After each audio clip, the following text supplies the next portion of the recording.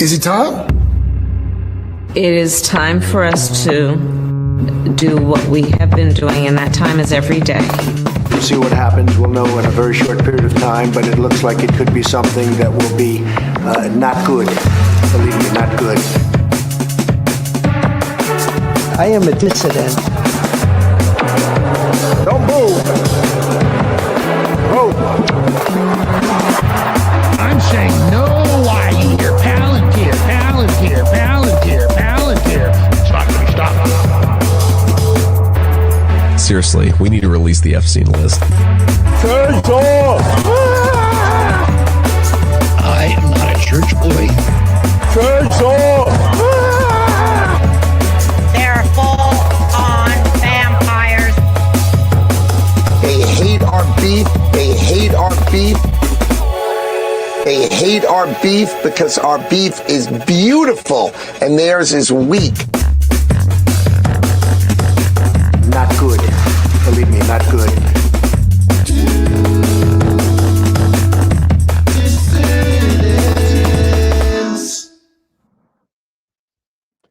Hello, dissidents. Welcome, one and all, to a Thursday matinee edition of the Do Dissidents podcast. Keaton Weiss here with Russell Dobular once again.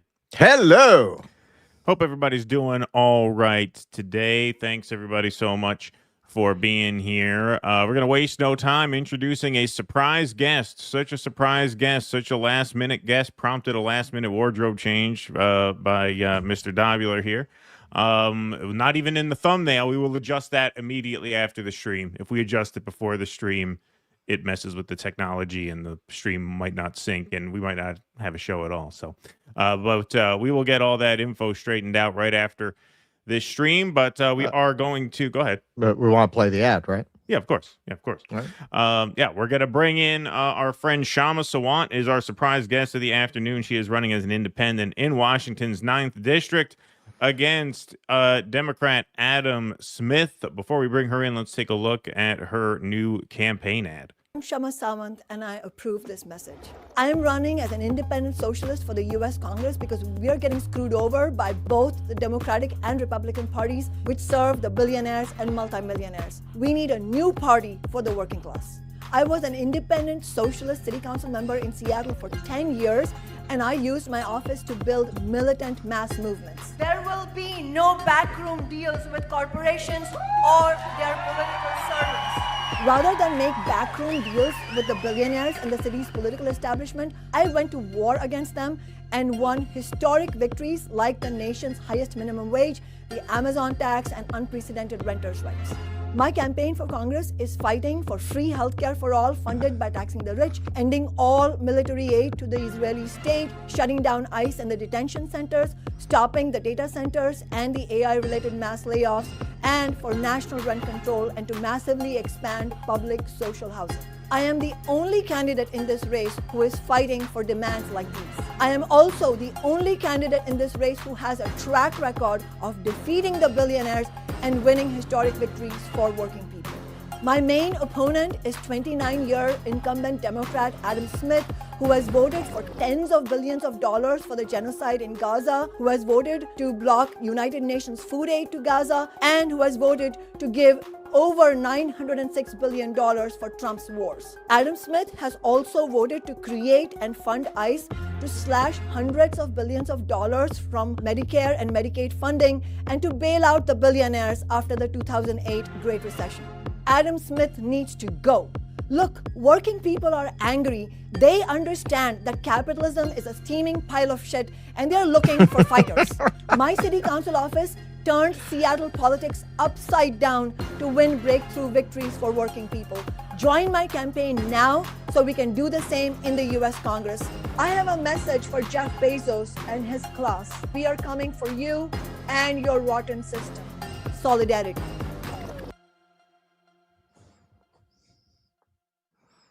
You're muted. Good call. With that, it is our pleasure to introduce a longtime friend of the show and candidate for Washington's 9th in this Tuesday, August 4th primary. Apparently, early voting is underway now. Please welcome our friend Kshama Sawant. Kshama, thanks for being here. Thank you so much for having me. Hey, Of course. Kshama. Now, let me just start. Now, why don't you just join the DSA? What's wrong with DSA? Why don't you love Yeah. DSA? What's the problem? Why don't you start your own chapter? In fact, why didn't you found DSA? You're old. I mean, I don't want to date you, but you know, I don't know how old you are, but you know, you could have founded DSA. Is it that you hate roses? Is that the problem? You hate flowers? That's the thing with you? Is you just I don't see any flowers. Actually, I do see some flowers, but they're not roses. Yeah, they're white flowers. So. Maybe that's it. Maybe you just hate roses. Maybe maybe that explains it. But yeah, I don't understand. I don't understand what's the matter with Democratic Socialists of America that you wouldn't join. You know, I am a member of the DSA. Are you a is that member right? of the DSA? Oh, wow. Oh, All right. so you are technically a DSA candidate. You should have told that to Ryan Grimm. Should told You know, I am You a should have told him DSA. that. I am a DSA candidate in the sense that many DSA rank and file members are canvassing with us, Oh, well, there you go. regardless of the leadership's Well, maybe- sad. Yeah, so I'm so sure they Crystal Ball will be very happy to know that. they had a vote on it, right? Like, how did No, what they happened? they refused to have a vote, an actual endorsement vote. Then we had to bring a resolution because some of us are members of DSA. We can bring a resolution, so we brought a resolution to have a vote. So it was a resolution on whether or not to have a vote on the endorsement. So it was like a vote to have a vote. Mhm. Right. If that makes sense to you. Right. And and in that discussion, they it was really just really it was that meeting was a reminder that the left leadership is in such shambles, and that's sad for the working class, and that is part of why we're running this campaign. But because there are no political arguments, I mean, we are running against the one of the arch Zionists in Washington D.C. How could the DSA leadership not support our campaign? You know, and this is not a fringe campaign. This is. I mean, you should be supporting our campaign just as a matter of principle, but it is the strongest ever challenge to Adam Smith by far. So much so that look at how he's running scared. He voted against his own bill, his massively prominent bill. This is what he lives to do. He's the ranking member of the House Armed Services Committee. It was his signature bill for the year, that NDAA that came in June that he co-authored with Republican Mike Rogers, which was to give $1 trillion to Trump's wars and to fuse the US and Israeli military. It was his pièce de résistance. And what did he do? He voted no against it, obviously fully knowing that it would still pass and there would be other Democrats who would vote yes. But the point is that he's specifically afraid for his own re-election, and that is what forced him to do that. So that, if you needed an indicator of how much dynamic there is around this campaign, that's it. Yeah, So, I mean, not to harp on this too much. I don't want to spend too much time on this because obviously voting is underway and that's more important. But the fact that he even went on the Breaking Point show in the first place, to me, shows that he feels a need to, because Seattle's a very blue area. You would think a Democrat would have no reason to make an appearance on, a progressive online talk show. But he must be feeling pressure from somewhere. I can't imagine it'd be anywhere else but your campaign. Exactly. There is no other pressure. I mean, obviously, the Democratic Party establishment is feeling pressure from the fact that there is a real mood of revolt, which is what's driving these incumbent losses in New York City and in Colorado. But it's not, Adam Smith doesn't care about a threat in the abstract. He's afraid for his own career. He's been in Congress for 29 years, so, and this is the first time that he feels like any threat. And I totally agree with you, Keith. And the fact that he even approached Breaking Points to go on their show, that itself shows you that he is running scared. All right. So in all seriousness, how do you answer? A lot of people have pointed out that Crystal must have asked you 7 times the same question about why you're not running as a Democrat and arguing her case, which clearly the DSA agrees with, that you have to run as a Democrat structurally. That's the system. If you want to put wins on the board, that's what you have to do. What is your answer to that? First of all, the DSA leadership agrees with Breaking Points that we should only run as a Democrat, but there's more to it than that, and I'll come to that. But a whole lot of ordinary people, working people, young people, don't agree with them, and that's where that's the picture that many of these shows, which I really are playing the role of gatekeepers. These gatekeepers don't want to look at that picture, and they hate it when you show them that picture because they want to ignore what working class people are saying because it suits their political objectives to tail end the Democratic Party, to be the left wing, so to say, or the more progressive wing of the establishment, which is what they are. The DSA leadership, for the most part, and many of these shows like Breaking Points, they are trying to be the progressive wing of a party of genocide and a party of the billionaires.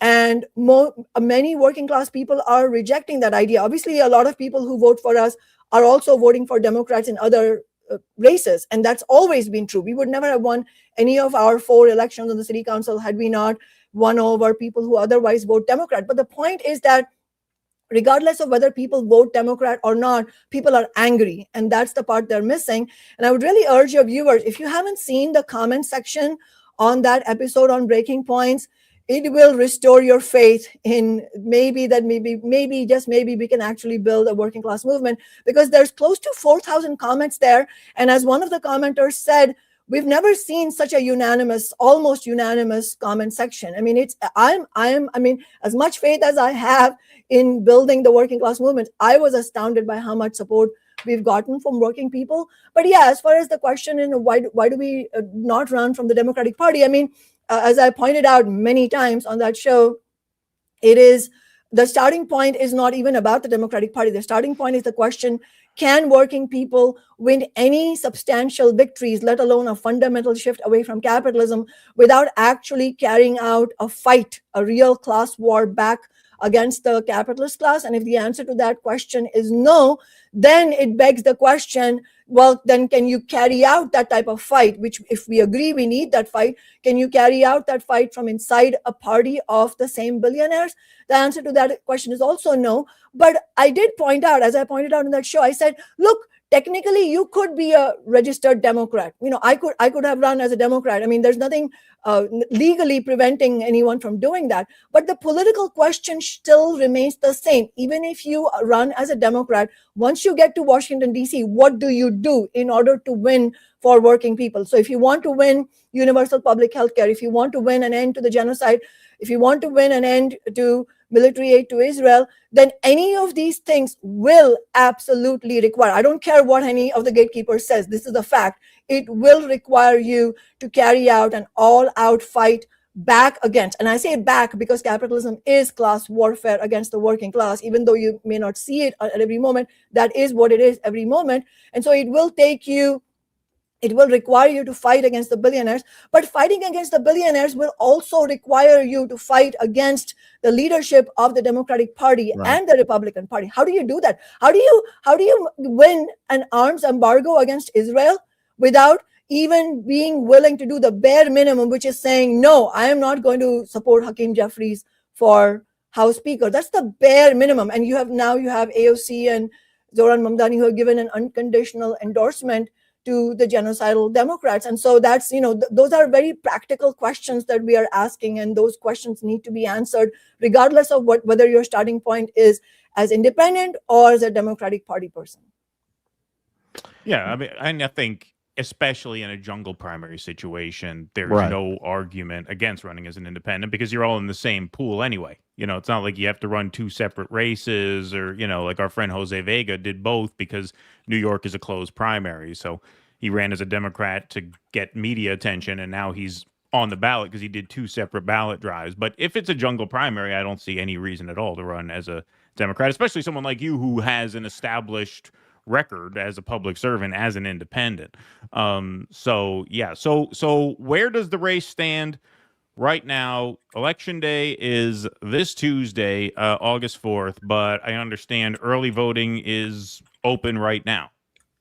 Yes, the ballots are already mailed. It's a mail-in ballot state, so the ballots have been out for about a week and a half or so, and people are starting to vote. But I also know that a lot of working and young people don't vote until the very last second. And also, it's a primary election. It's amazing. One of the problems we face because of the ferocious media blackout that has been carried out against our campaign, where you would hardly even know that our campaign exists.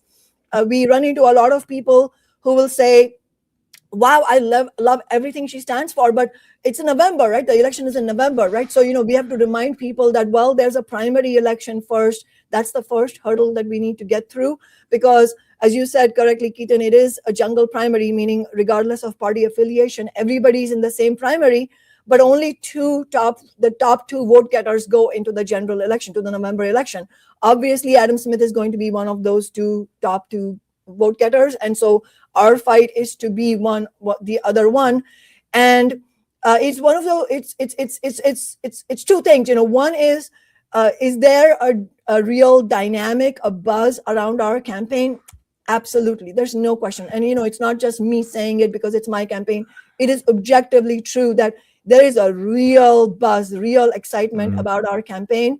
And the reasons are the demands we are running on are extremely popular. Like I said, ending all military aid to Israel, an embargo on Israel, free healthcare for all funded by taxing the rich, national rent control, that's a really popular one.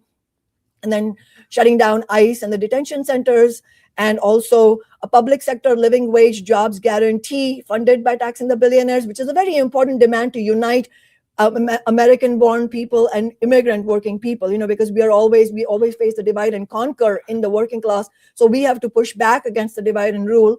And so these demands are extremely popular. They really make a lot of sense.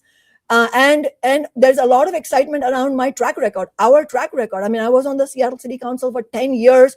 We won 4 elections, all of them as an independent socialist, with a lot of Democratic Party supporters voting for our campaign, even though I'm not a Democratic Party politician myself, because they saw that we were winning victory after victory that have never been seen before, like the nation's highest minimum wage, like defeating Jeff Bezos and winning the Amazon tax. We even defeated the attempted recall by the Trump-supporting billionaire landlords in 2021. So people are inspired by this track record, because most people, people understand politicians on both the Democratic and Republican parties. They just sell you out. Even the ones who run as progressive, they haven't really won anything. The national minimum wage is still $7.25. The genocide started under the Democrats, under Democratic President Biden.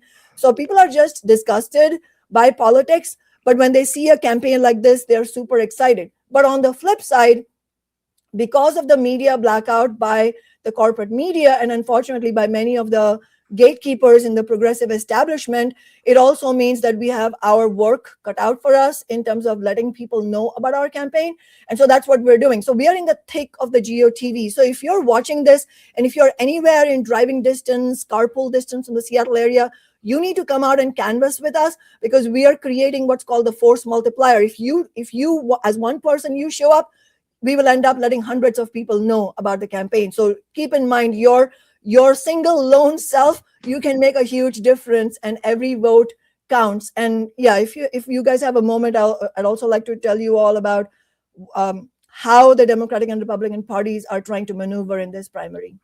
Well, one of the reasons that I think your campaign makes a lot of sense in this particular year is generally the gatekeeping ability of the corporate media to keep Democrats inside the fence is unmatched.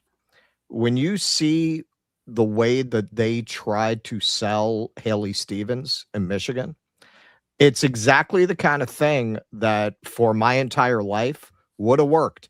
She's growing on me. She's growing on me. You know what? She's growing on me. They did this whole PSYOP campaign, and it's just completely failed. And I think a big part of that is Trump getting reelected broke the libs. It broke them. They don't have any faith in their leadership or the gatekeepers that normally were able to keep them directed the way that they wanted them to. And that's what you're seeing there. It's exactly the same kind of thing that would have worked 4 years ago.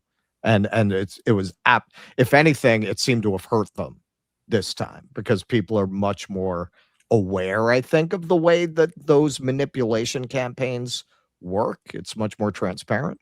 So for someone like you who has this track record running against somebody who stands for everything people are against, it's just a very different dynamic now, particularly in a jungle primary. I wanted to ask you also, this is something a lot of the establishment candidates are getting killed on. What's your position on data centers? And also these flock cameras now become Axon cameras that are popping up all over the country, because it seems like the real motivation behind that is they see that the population is getting restless and they're building out a police and surveillance state.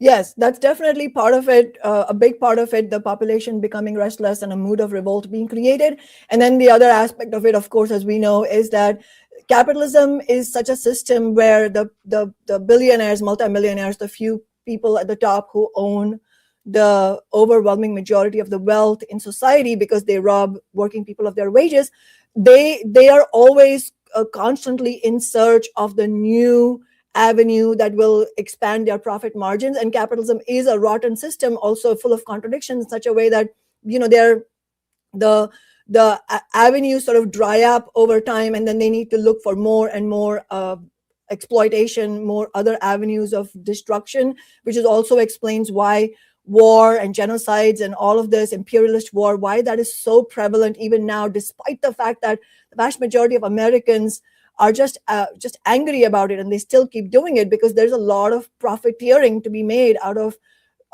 bloodshed and slaughter. But similarly, that applies to data centers and the surveillance state as well, which is AI, which is a big component of all of this. That's the elephant in the room. The AI is now a central component of genocide and imperialist war, ICE terror, all the mass layoffs that are happening in the tech sector, the surveillance state, the flock cameras, and also climate crisis, and which relates to the data centers very much so.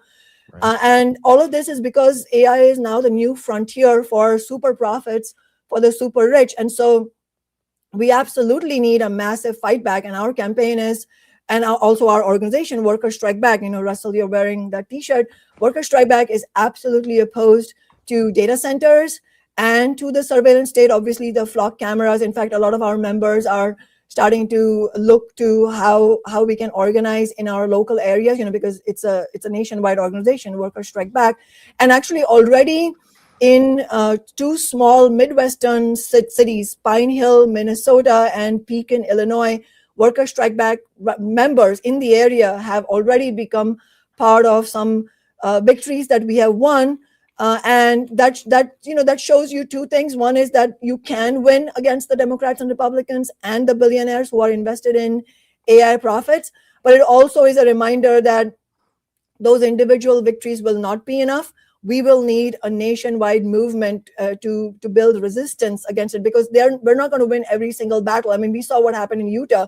There was an uproar in the Mormon community. And when was the last time you saw them go out on a political protest? But you know, that didn't win, and not for any lack of protesting. I mean, I'm so proud to see people there protesting. But it's a question of the nationwide strategy that we need to fight back against them, and that is why this campaign is so important, and that is why I'm trying to explain to as many people as possible that don't look at this campaign as an electoral campaign, because it isn't, in the sense that this is not a campaign in service of my career. You vote for me, you donate for my campaign, then I go to Congress, and then I do a slow, slippery slope of selling out, or maybe not even that slow of a slope of selling out, and then I build my career, and then I have easy re-elections. That's not what this is. Every election that we did on the Seattle City Council, and like I said, I won every single one of them, but every subsequent one was harder, because when you're fighting for the working class and you're winning, and you are refusing to be a careerist, you're refusing to be bought out, then the billionaires and their political servants will come after you. But that is exactly what we need in Congress. And so this, if we can win this election, it will provide nothing short of a political earthquake, because it will be the only example of its kind where a congressional office will be used to build mass movements, not to just try to go do electoral calculus of votes. The way you win the votes is by organizing. I mean, the way we won the $15 minimum wage, Seattle became the first major city to win it. The way we did that through my office was by making it impossible for the Democrats to vote no on it. I mean, on day one, we had none of their votes. Reporters would ask me, how many votes do you have? And I said, well, it's only me. But less than 6 months later, we had won it, because we made it specifically, we put a political price tag on their specific careers. If you vote no on 15, you're done. You don't get to call yourself progressive. That's the kind of pressure we need to build in Congress. Okay, so I want to give you a chance before we wrap to expand upon what you hinted at earlier, which is how the Democrats and Republicans are maneuvering against you. I assume that has something to do with some literature being put up around town. Everyone gets a pony. I got to say, ponies are the most maligned animal in the political space. This is just vicious anti-pony propaganda that I take offense to. I just have to say. What did ponies ever do to anybody that they get plastered all over these hip pieces? It's very unfair to the pony community, I think. So I assume this has something to do with what you're talking about. There's been some maneuvering against the campaign. Can you talk about that a little bit? This is first of all, I agree with you that ponies get such a bad rap. They're such innocent animals. I really resent it. Right. Absolutely. Yeah. It's really sad. These posters, we don't know who did them, but and it's also very difficult to make any sense of them. But what they are doing is they're mimicking our posters, the photo and our logo. Right. They've sort of massacred our logo, but at first glance it looks like it's our poster. Right. So that and I think it's some sort of right-wing or maybe right-wing Democrats. I can't imagine anybody else doing it, because it's in Seattle, and Seattle is not a Republican stronghold by any stretch. No. You've been there, Russell. You were here recently. Yeah. It is a very, very decidedly left-wing city. And so it seems like these are some Democratic Party people doing it. I don't know who it is. But as far as the maneuvers are concerned, I mean, look, what they have done is, usually in this race against Adam Smith, when he's just coasted to victory, there's never been any real threat. Usually what you have is a few Republicans running against him, and maybe a progressive Democrat, although that's not guaranteed. Progressive in quotes, not really somebody who's fighting, but somebody who's just in name running against him. But this time, what they did, and I don't know who the they is, I don't know how much this was a Republican and Democratic Party thing, but clearly this is an establishment thing. That much we can say for sure, which is that rather than run 3 or 4 or 2 or 3 Republican candidates, what they did is had all the other Republican candidates drop out, and they have just one Republican candidate who has run against Adam Smith, never to win against him, but he is the one who can win the biggest chunk of Republican voters in the district. And there is a Republican section in the congressional district outside Seattle. And so what they're trying to do is to consolidate the votes in one Republican candidate, because their goal, the goal of the establishment, is to keep us out of the November election, which means that they need to have that Republican get enough votes so that he proceeds to the November election. And he actually openly admitted, both on his website earlier and then in a recent interview with a right-wing commentator, he actually admitted that he was recruited to run against our campaign, not against Adam Smith. Right. And then the other part of the story is the Democrat who's running in this race, who is, she ran against him in 2024, but she literally said in the last time she ran that, on most things, Adam and I agree on with each other. And she did not even have anything about the genocide and Israel on her website until she got called out by the Stranger interview. And the Stranger endorsed our campaign, which is the most significant endorsement in this area by any, by objective measures.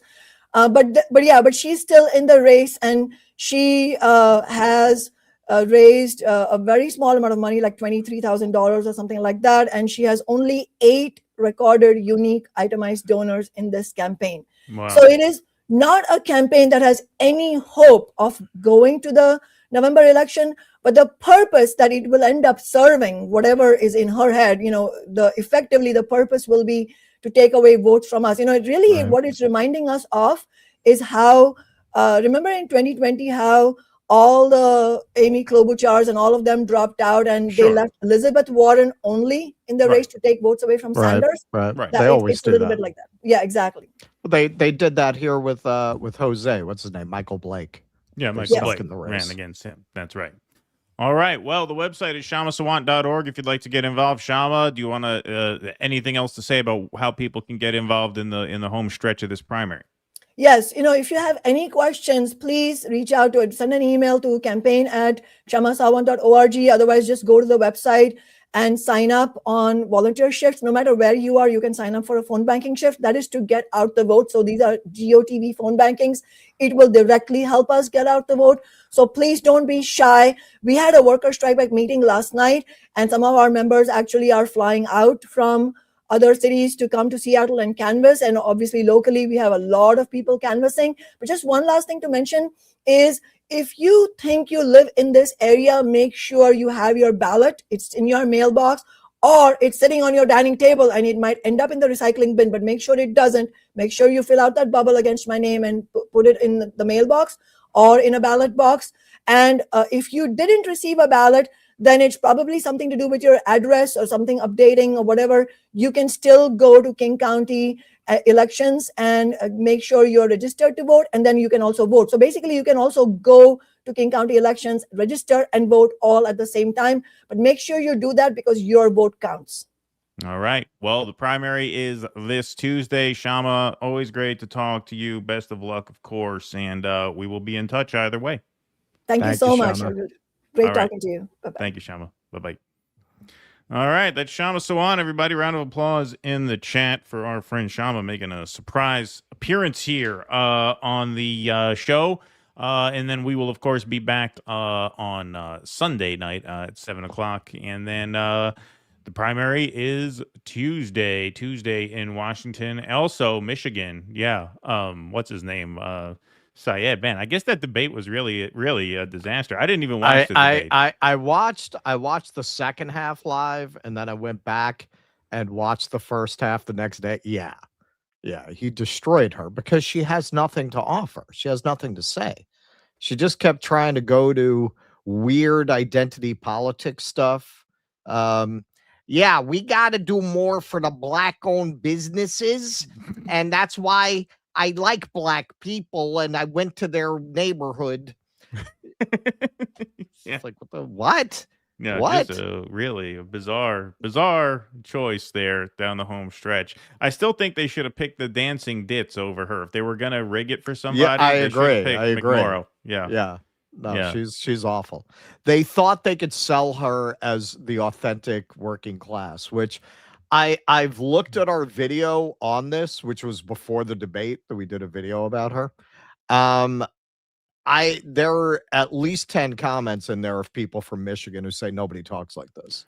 No, I mean, it's so patronizing. Like it's not even an authentic rural Michigan accent. According to the not comments. authentic, it's insulting. Like, oh yeah, to to make it look like I share common interests and common background with the working class, I'm gonna start impersonating a mentally disabled child because that's what working people sound like. I was talking to the gals.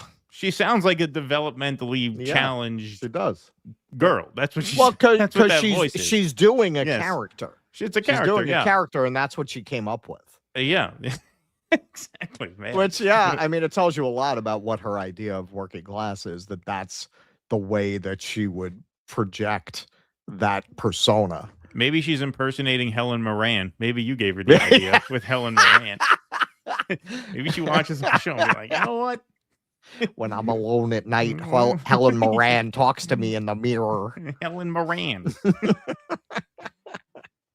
Yeah. 2 rolling rocks coming right up. Yeah.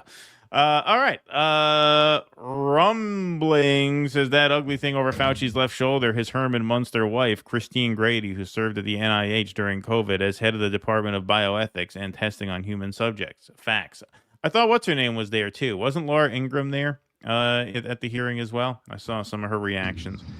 The Anticus Prime says everything's a scam, everything's a lie, everything's hypocrisy, and so you don't comply. Thank you. Professor Brown Note for Tuesdays, the Do Dysentery Food Podcast, Exotic Salads, DIY Mushroom Research, RFK Recipes. Thank you. Yes, that would be one idea, my friend. Ugly Old Broad says stuff. The party told you to reject the evidence of your eyes and ears. It was their final, most essential commands. Yes.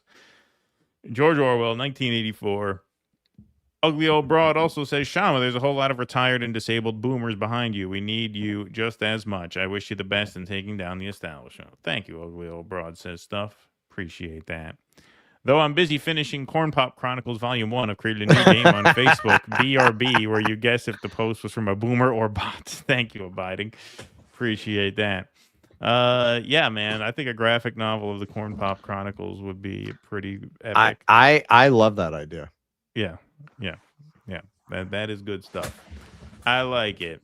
All right. We got a couple super chats up there? We do.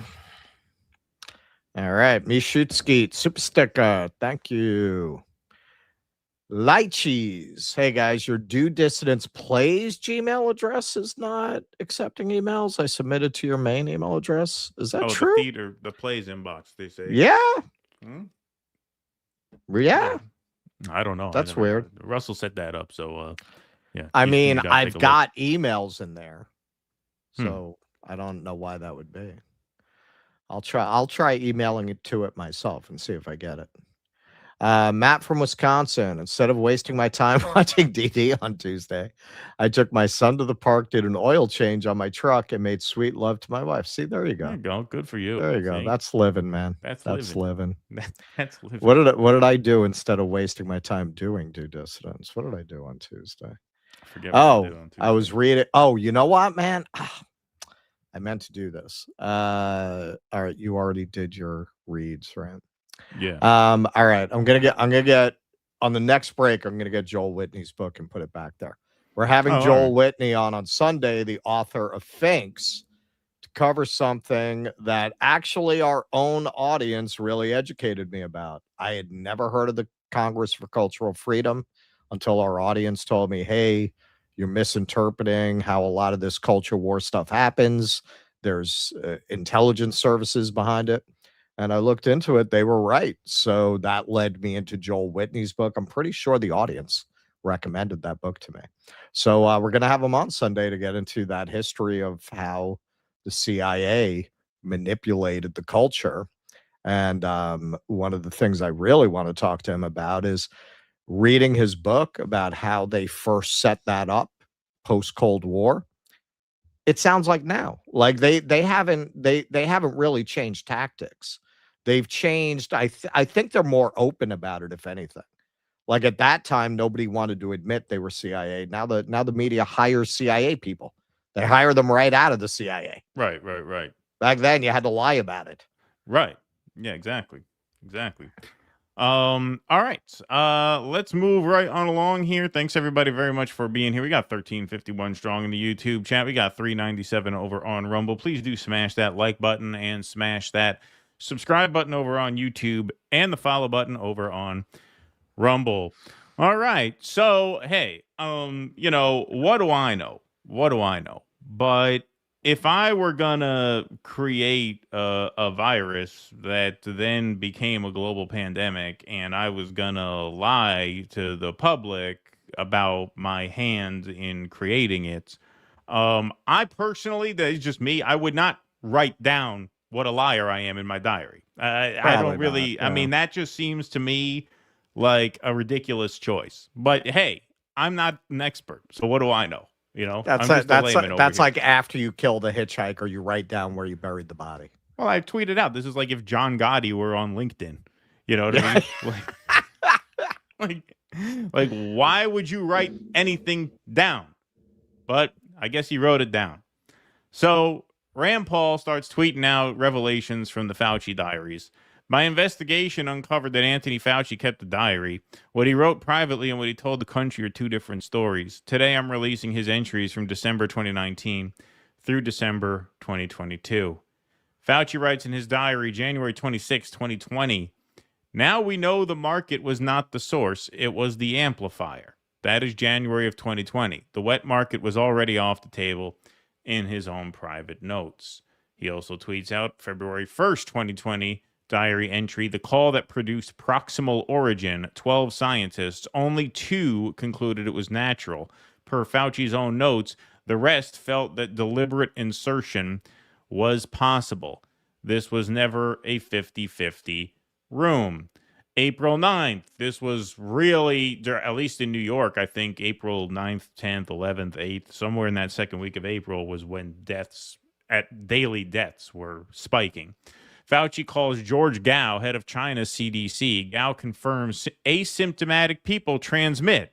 Fauci writes that Wuhan health officials did not tell him this, and he thus gave out false information, a lapse that likely allowed the outbreak to take hold. So Fauci, of course, given a sweeping pardon by Joe Biden, or Joe Biden's auto pen on the way out the door before he left office. And so given his immunity for any crimes that may have taken place from 2014 through the time that Joe Biden pardoned him, Rand Paul issued a subpoena for him to come and testify and answer questions under obligation, of course, now to tell the truth, the whole truth, and nothing but the truth, because if were he to lie under oath now, that would not be covered by the pardon. So here's Rand Paul's opening monologue, and then we'll see how Fauci reacts. Issued you a sweeping pardon extending back to 2014, the same pardon he gave to his son Hunter. A pardon may protect a person from criminal prosecution, doesn't rewrite history. It does not erase documents. It does not convert a misleading statement into a truthful one. And it does not prevent Congress from establishing what happened. There will be another pandemic. There will be another crisis. And there will again be officials who insist that uncertainty must be hidden for the public's own good. They will demand obedience. They will invoke science. I am the science, as though it were a commandment. They will argue that government officials cannot be questioned because questioning them would undermine public trust. They have it backwards. It is secrecy that destroys trust. It is arrogance that destroys trust. It is censorship that destroys trust. And it is the refusal to admit error that destroys trust. That loss of trust may be your most damaging legacy. Trust can't be ordered. It has to be earned. No scientist is above scrutiny. No government official is beyond accountability. And no public servant has the right to treat the suffering of millions of Americans as a footnote to his preferred version of history. All right, so that was some of Rand Paul's opening here. Now let's see Fauci's opening statements and his plans for the rest of the hearing, which I got to say, hey, I'll give him this. It made our jobs easier, made it easier to cover this than it would have been had he not taken this approach. So let's hear from Anthony Fauci. 38 of those as director of the National Institute. Served at the NIH for over 54 years, 38 of those as director of the National Institute of Allergy and Infectious Diseases. Over that period, I proved that I believe in and respect the value of legitimate congressional oversight. In fact, I testified before and/or briefed Senate and House Senate and House committees well over 200 times over those 38 years. During and after the COVID pandemic, I have appeared multiple times for hearings in the Senate and the House, usually under oath, and sat for several days-long transcribed sworn interviews, answering questions about the very issues that are now the subject of this hearing. However, given Senator Paul's obvious obsession with calling for my prosecution, his repeated slanderous comments about me, and recently his publicly releasing my unredacted personal diary aimed at embarrassing and intimidating me, the only conclusion I can reach is that the sole reason he is calling me before this committee is to get me to say something, anything, that could vindicate his repeated public pledges that I end up, in his words, quote, behind bars, unquote. Any reasonable person who has followed his unhinged obsession with me would readily come to the same conclusion. Therefore, although it pains me to do so, because of the respect I have for the legislative branch of government and my decades-long record of cooperating with Congress, under the advice of my attorneys, I will invoke my right under the Fifth Amendment of the Constitution to refrain from answering your questions. Thank you. All right. So that's the plan. That's the plan. And now we'll just take a brief look at how things went from here on out. Your testimony today is compelled by a lawful subpoena. As you know, it's a crime under 18 U.S.C. Section 1001 to knowingly make a material false statement to Congress, with a penalty up to 5 years of imprisonment. Understanding that you are under oath, the American people would like to understand your reasoning, your rationale for why you chose to fund the research in Wuhan. There have been, intelligence agencies, the CIA, the FBI, the DOE, have all come to the conclusion that more likely than not, the virus came from the lab in Wuhan. And so we'd like to know, what was the rationale? What was the discussion? How, what went behind the decision to fund the research in Wuhan? How did you come to the conclusion that a totalitarian country would be capable of doing this in a BSL-2 lab, a lab that lacked the security? What was the reasoning? And are you sorry, basically, for making the decision? Would you, given another chance, say, well, gosh, circumstances now, as I know it, maybe it wasn't a wise thing. Can you explain to the committee why you chose to fund this dangerous research in China? On the advice of counsel, I respectfully decline to answer based upon my rights under the Fifth Amendment of the Constitution. In the red folder on your table is a copy of Section 192 of Title II of the U.S. Code. Your counsel has been provided a copy as well. That section makes it a crime for a witness appearing under subpoena to refuse to answer any questions pertinent to the question under inquiry. Do you have that in front of you? On the advice of counsel, I respectfully decline to answer based upon my rights under the Fifth Amendment of the Constitution. Let the record record that the witness has refused to answer whether there's a folder in front of him based on his Fifth Amendment right. Yeah, and it gets more absurd from there. Josh Hawley, very funny man here, decides, you know what, this is his chance at the spotlight again after being caught running away on January 6th after giving a fist bump to the crowd. Here he is seeking a chance to get his 15 minutes of fame back here. He takes this in an absurdist direction on purpose.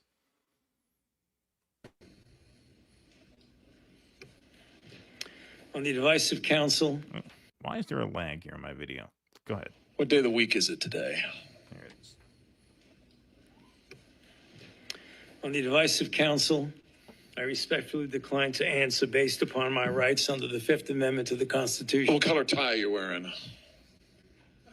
On the advice of counsel, I respectfully decline to answer based I'm wearing your sister's favorite tie. Now, he should have answered that one.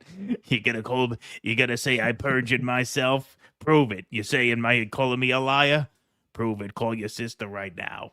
upon my rights under the Fifth Amendment to the Constitution. What color's the carpet in front of you? Matches your sister's carpet. Oh, am I lying? Prove it. On the advice of counsel, I respectfully decline to answer based upon my rights under the Fifth Amendment to the Constitution. All right, so for anyone who doesn't know this, most of you probably do.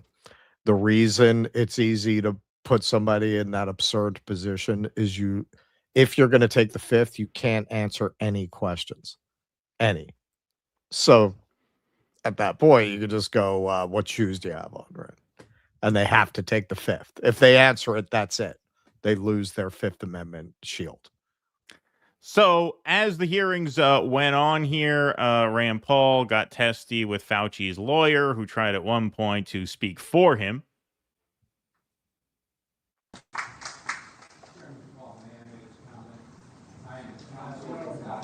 You're not recognized. You're not recognized. If you are unruly, you will be removed from the proceeding. You are not recognized, and you are not recognized, sir. Sir, you are not recognized. You are not recognized. Security, we'll hold off, but you will respect these proceedings. You were told not to sit at the table. You insist on sitting at the table, and we told you you would not be recognized. You are not invited here for testimony, sir. You are being disruptive. Would you behave this way in a courtroom? No, because the judge would put you in jail. I can't do that today, but I can have you escorted from the premises. So I would say, sir, sit quietly and don't say another word. I said, sit quietly. You are not recognized. Another word and you're gone.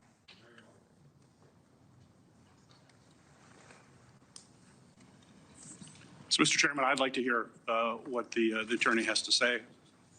He is not recognized by the committee or the chair. If he speaks again, he will be removed from the room. This testimony is from Anthony Fauci. This is not a game with his lawyers. He can advise, his lawyers can give him advice. He's got a half dozen here. They're all allowed to talk to him. Yes. All right? But the attorneys are not recognized. In fact, the attorney was told not to sit at the table, and he's not obeying that recommendation. There's a row behind you, sir. That's where you were told to sit, and you're not. And now you're disrupting the proceedings. And so, look, this is the way Anthony Fauci wants to be remembered, for a lawyer not listening to the rules. That's the way you want to be remembered, and that's what you're going to do. You are not recognized, sir. Senator, my client is a retired businessman living in Florida. He has no awareness of the criminal activities of the family of which you speak. Yeah, exactly. Yeah, you owe an apology to the entire Italian-American community, Senator. He should have gone into that. But eventually the lawyer would be asked to leave, but Fauci obviously did not crack here. Rand Paul compels him to change strategies here by telling him it's against the law to obstruct an investigation of Congress and that there will be repercussions if he continues to invoke his Fifth Amendment rights, which according to Rand Paul, those are forfeited if you are given immunity.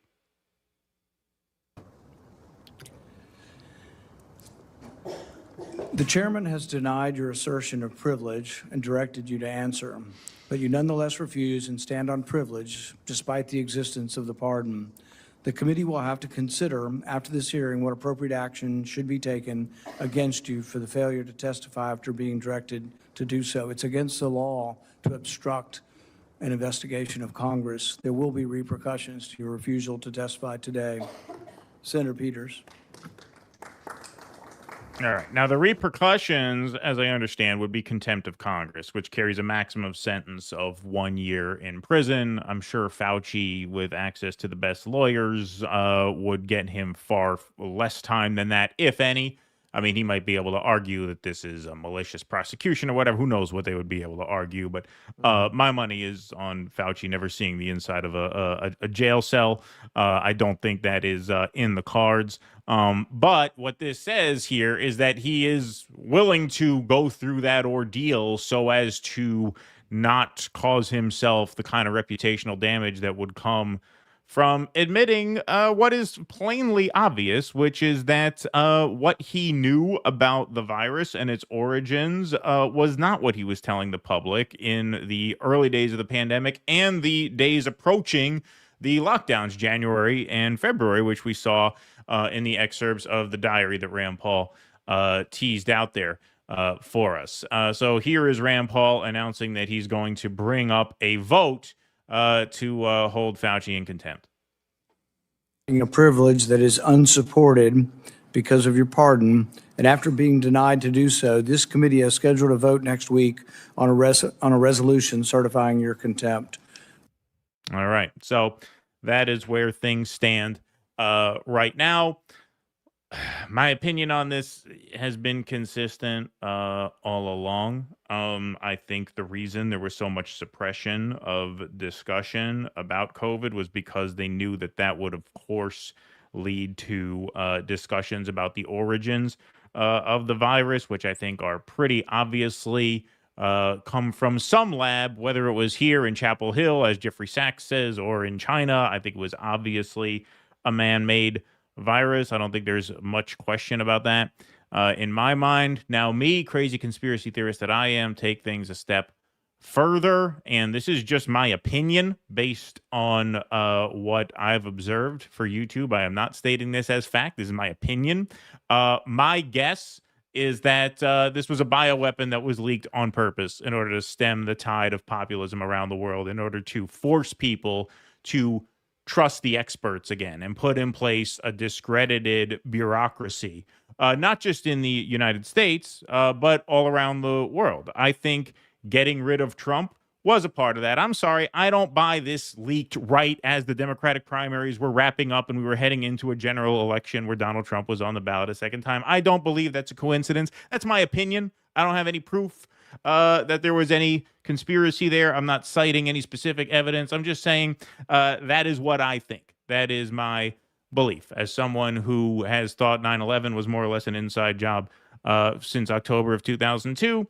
That is my opinion. And I don't believe that the powers that be wanted any discussion of that whatsoever, because they knew that discussion of that would lead to crazy people like me spreading theories like this online, and so they ruined people's livelihoods, threw them off social media, made it impossible for them to earn a living if they were professional journalists or commentators, planting these seeds in the ideas of too many people. So if I think that, why don't I talk about this all the time? Well, I invoke the 9/11 example again.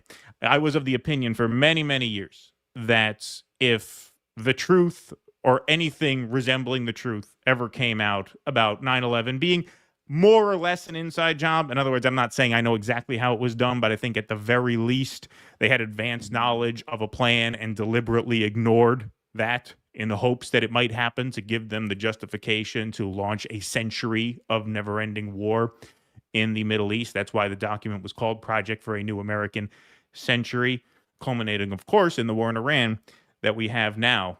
Smart, weren't we, to think we voted against that, right? Nope, can't. Sorry about that, folks. Oopsie.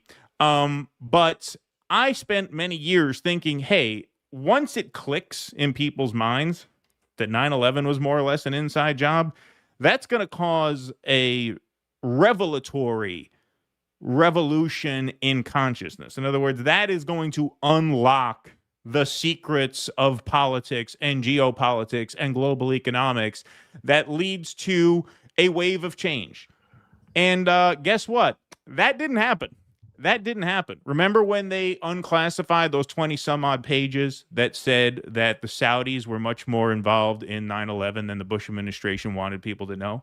Okay, well, that right there tells you that it was more or less an inside job. Just that fact alone, that the Bush administration covered up Saudi Arabia's role in the attack, means it was tantamount to being an inside job. That makes them an accessory after the fact to a crime. If you witness a crime and you deliberately cover up the perpetrator's role in the crime, you can be charged as an accessory after the fact to that crime. You will have some responsibility for that crime.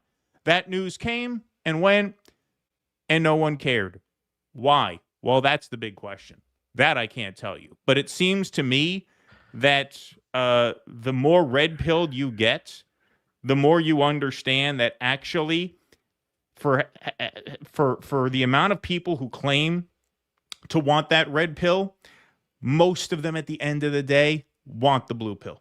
They do not want to live in a world where they are forced to believe things that they know in their hearts to be true, or suspect with great convictions in their hearts to be true. It's a very dreadful and uncomfortable world to live in, and it's too much for most people to take. And so that, to me, explains this COVID thing, too. And, you know, having gone through a phase in my life where I obsessed over, 9/11 truth coming out, and then when it more or less didn't seem to make much of a difference to people. I don't know. Maybe that made me cynical to a fault, and maybe I'm guilty of that. But I ultimately don't think people want to live in a world where they think that this cataclysmic event was an intentional leak. That's my opinion. And that, to me, explains Fauci's secrecy of this. Now, whether Fauci knew that himself, I don't know. But does he know more than he's letting on for fear that people might learn more than he wants them to? I think that's obvious. I think that's completely obvious. And as we'll see in the next clip, we'll clip it separately. Donald Trump now respects the pardon of Joe Biden and punted on any accountability for Fauci, and the beat goes on. So that's my take on this hearing. Overall, it didn't shock me that he pled the fifth, because if he's pardoned from 2014 through the end of Biden's term, why is he going to take a chance past that point? And so that's where we are. Well, I've kind of been holding this back. I've been hoping that the people who watch the show closely would have made this connection and given me the credit that I deserve. But I guess I'm going to have to toot my own horn. I said on the show several times that World War III with China would be the moment that China would reveal its efforts to create winged bat soldiers. That's right. Yes. What happens, right? So COVID breathing bat chimeras. That's it. That's it. They were trying to create their winged bat soldiers, and they created a very virulent bat-based virus by accident. True. And there are reports from Wuhan of strange bat-like men on the streets right before COVID. They probably bit some people. And that's it. That's where you got COVID. I'm amazed no one has made the connection, because I'm pretty sure I was the only one. You were the only one pointing talking that about out. The bat soldiers. Yes, that is true. That was only me, and nobody's connected. That's documented. He was the only one. I was literally the only one claiming not even that Alex China's Jones making winged bat soldiers. I mean, that was actually why I went to China. I was trying to find the lab. But no such luck. They knew I was coming, though. Yeah. Yeah, they hit him. They hid them away from me. Yeah. Fauci, there was solid reporting years ago, even during COVID, while COVID was ongoing, that demonstrated very clearly that Fauci gave the order to his underlings who wanted to report that it may be a lab leak, not to tell people that. So yeah, this is, for me, this just kind of confirms what we already knew. Yeah, Fauci is, I think, a product and a reflection of how corrupt the medical and pharmaceutical industry is. I certainly, one of the craziest things I've seen in my life is the way that the question of medical treatments for youth having so-called gender dysphoria, a lot of whom I think the evidence shows are simply confused gay and lesbian kids. The fact that the medical industry, on what country after country has done meta analysis of the data and said the evidence base is very weak. The fact that you had so much of the medical industry as continuing in this country, which not coincidentally has a for-profit healthcare system, pushing irreversible medical treatments on based on a very weak evidence base. That tells me all I need to know about how corrupted the medical industry is. That you can't, yes, the idea that you can trust today's medical industry when they claim this is the science, that you can't. I agree with that.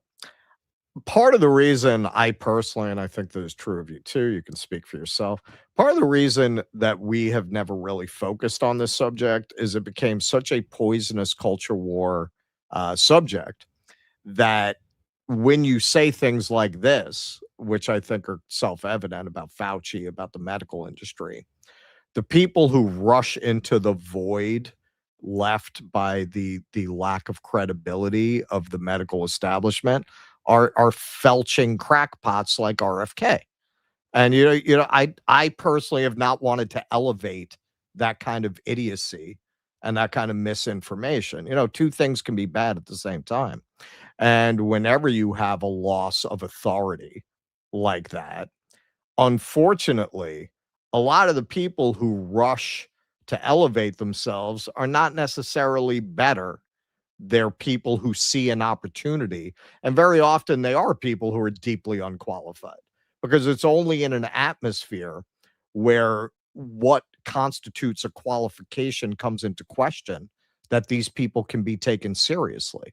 You need that kind of breakdown in authority for a fucking criminal miscreant freak like RFK to elevate himself into the position that he's in now. And only a crackpot administration of fascist half-bright morons would put a guy like that in that position. And we're seeing the results now with exploding measles case and exploding assholes with the mass diarrhea epidemic. That is personally why, and I think this is true of you too, this is why I haven't really focused on this, because I don't really want to get into empowering people who are, to me, someone like RFK is just as bad to me. A lot of the people who follow him, they're duped. They're duped. They're just, they want an answer. They want an easy answer. And the easiest answer, it's all conspiracy. And if you just take coffee enemas when you get cancer, they're hiding from you how that's the magic cure. And it's easier to believe that, man. Honestly, I don't talk about this much on there. My best friend, he got diagnosed stage 4 esophageal cancer. And at that point, you're almost definitely not going to make it. I think the survival rate in 1 year is 5%. That was the only reason I didn't intervene more in some of what he was doing. But yeah, man, it's just because someone's a doctor, that doesn't mean anything. That goes both ways. I saw these doctors take money from him to tell him nonsense, just nonsense. Yeah, you got to get in touch with the quantum field. These are people with medical degrees. Now, he knew how hopeless the normal course of medicine was for him. That's why he went that way. And that's part of why I didn't say anything about it. But seeing the alternative doctors that he went to and how they were willing to take his money based on absolute fucking nonsense.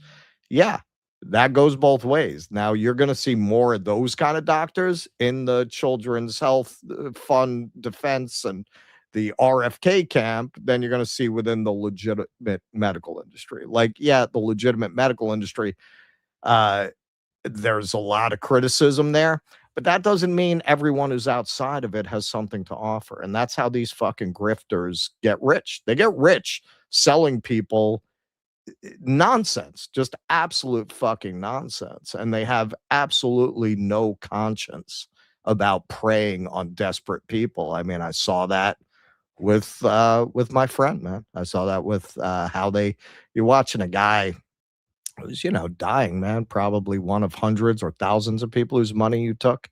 And these people are desperate for hope, and you're just gonna tell them nonsense and take their money. So being a doctor means nothing. So when you come and you say, well, this crackpot is a doctor, well, what the fuck does that mean? The people who disagree with them are doctors too, right? So they're all doctors. This is why the show has not focused on this territory, because yes, I agree that Fauci is a fucking criminal who belongs in prison, but that doesn't mean I agree with all the whack jobs who have rushed into the void of authority to push their own nutty ideas. Yeah, I mean, I would co-sign much of that. I mean, for me, it's also that I thought it was an inside job, and there was just no point in saying that on the air because we'd be thrown off. Like there's literally no point in saying that. That would be the last anybody heard of us. So, there was just a lot of censorship. That's why we started a Rumble channel, so we could start doing some segments, which we did on occasion on Rumble. Sure. You know what I mean? I didn't think it was like unimportant in that sense, but again, a lot of it goes back to me. Just to me, the arc of 9/11 kind of mimics the arc of COVID, and I think a lot of people can sympathize with that. I think there's a lot of parallels there.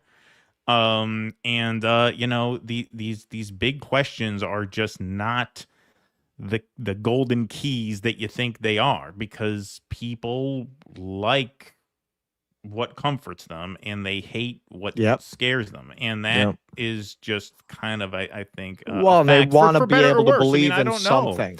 When the traditional authorities lose authority, it opens up a lot of room for them to believe crackpots, because they want to believe in someone. Well, that too. And while we're on this, I think that look, to me, this strengthened my theory and my belief that it was an intentional leak. Is that if you were gonna psyop the world, a coronavirus is the perfect thing to use, because it is quite potent when it is at its most novel, as viruses are, right? When they're novel, it's when they're at their most deadly. So when you come out of the gate, it kills enough people to then scare the shit out of everybody else, and then it gets more mild as it enters its endemic phase. Like, I don't believe it was fake. I don't believe people had no reason to be concerned about it. I mean, in April, the guy who married me and my wife, his mother and father got COVID. They both went into the hospital. His mother died in the hospital. While they were in the hospital getting treatment, he went to their apartment to feed their birds. He got COVID from being in their apartment. They weren't even there. He went to the hospital. So, I'm not saying it was never I was never one of these people who said, well, no one really died of it or it was all fake or anything like that. I think it followed the course. You listen to Michael Savage. He's an epidemiologist. He said, at first, this is going to be pretty scary, and then it's going to get less scary as you go on, which is why when you look at a plan like the Great Barrington Declaration, okay, let's protect the people who are most vulnerable when it's at its most potent, so that the people who are the least vulnerable will weaken it, so that when we let the most vulnerable out of quarantine, it's less dangerous to them. Like, I think there is a lot of wisdom in that. Now, even that would have required a gargantuan societal lift, because that called for very strict quarantining of the most vulnerable. You would have needed like community groups to wear a hazmat suit and bring a rotisserie chicken to grandma in a mat. Like, you're telling me millions of people would have been willing to do that? I don't know that. So I don't know what the implementation of that. I don't know how implementable that was. I mean, I think it killed enough people to scare everybody else. I personally, like I said, do not believe the timing of that was a coincidence. I think they needed a way to scare people into trusting the experts and trusting what the establishment said. You might not believe we're telling the truth, but you know what? It doesn't fucking matter. You're not going into a grocery store without a mask on your face unless and until you do what we say, which is stay home until we give you a vaccine, take the vaccine, then go out and do it. Even if you don't want to, even if you don't believe in the efficacy of it. You're just going to have to trust us because you know what? This isn't like politics where everybody has an opinion. This is microbiology where no one knows what the fuck they're talking about, right? No one actually knows what the fuck they're looking at when they see people debating the virality or the mortality rate of an organism that they can't see, and that, face it, like politically minded people paid very little attention to until it was really too late. And so that's what I think happened. That's why I think there's been so much secrecy about it. It's why I'm not surprised that Fauci pled the fifth, and I'm not surprised, and I don't blame people for being, extraordinarily angry about how everything went down. I think it was an obviously just massive crime against humanity, just like 9/11 and the war in Iraq. And, people got used to that, and people at the end of the day would rather be blue-pilled about that than face some very uncomfortable truths. And so that's my take on that. But I want to get into Trump's reaction because Donald Trump reacted to the Fauci hearings here. So here's Donald Trump being asked about Rand Paul threatening contempt of Congress against Fauci for pleading the fifth. And Trump kind of punts on this. Fifth Amendment more than 100 times today. Senator Rand Paul said he's going to hold a vote on holding him in contempt of Congress. Do you think Dr. Fauci should face repercussions for this? Well, I watched the whole thing today, but more importantly, I was a part of the whole Fauci. I inherited Fauci. He was here from the 1980s, so I had him for a period of time. Yeah, the question was, should he be held accountable for contempt of Congress? I would have closed down the whole country if I listened to him. I went the Federalist way, which is basically let the governors decide. And generally speaking, the Republican governors did very well. The Democrat governors did not very well. But Fauci wanted to have nobody wearing masks, if you remember, and then everybody had to wear 5 masks, as many masks as you could get. I mean, made a lot of mistakes. And he wasn't a big factor for me. He was a very big factor for Biden. And if you remember, even though we were prime time in terms of that whole disaster of COVID, fewer in the Trump administration than in the Biden administration. We ran it well. Operation Warp Speed was talked about as being one of the great success stories anywhere in the world. Actually. Great. Really have your finger on the pulse there. But many more people died under Biden than died in the Trump administration from COVID. It's a great day to tout Operation Warp Speed. Fauci did not help. So notice, no answer. Should he be held in contempt of Congress for invoking Fifth Amendment privileges? And he could have fired him. And he could have fired him. Right. And he could have fired him. Or sidelined him to the point where he may as well have just quit. Right. So yeah, no answer there though. The question was, hey, should he be held in contempt of Congress? Rand Paul is saying that he does not have the right to invoke the Fifth Amendment, given that he's been granted immunity. Now, Fauci might argue, well, if I could still be caught in a lie now, and if I could still perjure myself, then I have the right to protect myself against further incrimination that falls outside of the scope of the pardon. Lawyers can debate that. We're simple country podcasters here, but I'm just giving you each side of that. But beyond that, if you remember, Trump claims to void all documents signed by Biden, citing auto pen use. So this was December of 2025. Remember when he started saying, well, anything signed with an auto pen is invalid, including, and this was the big news of the day, the pardons that Biden issued. So in other words, if Joe Biden was not of sound mind and did not personally sign the pardon of Anthony Fauci, Trump made some big gestures towards nullifying those pardons and pursuing charges anyway. Singing a different tune yesterday, though. Here he is saying, you know what? A pardon is a very powerful thing, and we have to respect it. I wonder why he might be talking like that, almost like he's planning on pardoning, the 3,500 people around him. Really think about is the auto pen, because the most powerful thing a president has, they say, is the power of pardon. So he was pardoned by Biden, and I respect that. I know how powerful it is. It's a very powerful. I've always said how much I respect Joe the Biden. Most powerful thing a president has. Now, whether or not I sign my things directly, almost everything I sign directly. I'm going to sign my pardons directly because a pardon is a very powerful thing. You know, once a president pardons somebody, that's it. You cannot prosecute them. You know, it's like, for example, if I pardon my sons and my cabinets and my chief of staff. Myself and my wife and my dog. And my wife and, you know, everyone in the Epstein files. You know, let's say I were to just issue a lot of pardons. They would be very powerful things, and you must respect that. They've been very unfair to Ghislaine. He signed very few. The only Ghislaine thing I know Maxwell. that he Let's just signed say was I would Hunter have pardoned Biden's Ghislaine pardon. Maxwell. Just But I'm not hypothetical. sure that he signed. He probably didn't sign this one. So I can't tell you what the law is. I've heard that you have to have a lot of proof. You need to have letters. You need to have all sorts of things that the person operating the auto pen has to know exactly what it's all about. He didn't know what it was about because I saw him testify. So maybe there's something on the auto pen. Other than that, the power of pardon is very powerful. Very powerful. The power of pardon is very powerful. Again, like more evidence that Trump is controlled, right? And that Trump is a new world order op.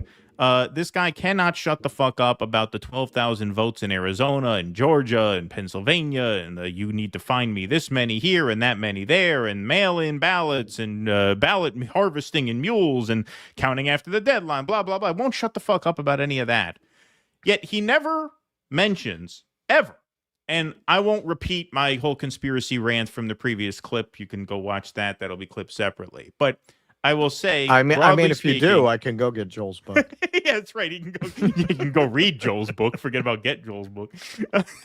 Yeah, but that's for a different clip. But I'll put it very broadly and very concisely.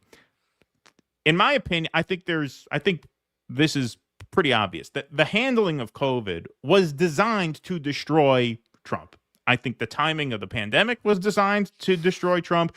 I think the withholding of the announcement that the vaccines were ready was designed to destroy Trump. They came out and announced the vaccines are ready like mid-November of 2020. If they announced that 3 weeks earlier, Trump would have won that election in a landslide. I guarantee you that. I guarantee you that.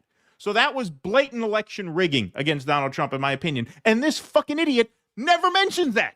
Never mentions that. He's, there are 11,000 ballots and they came in after election day. Well, he kind of can't. Like, well, why not?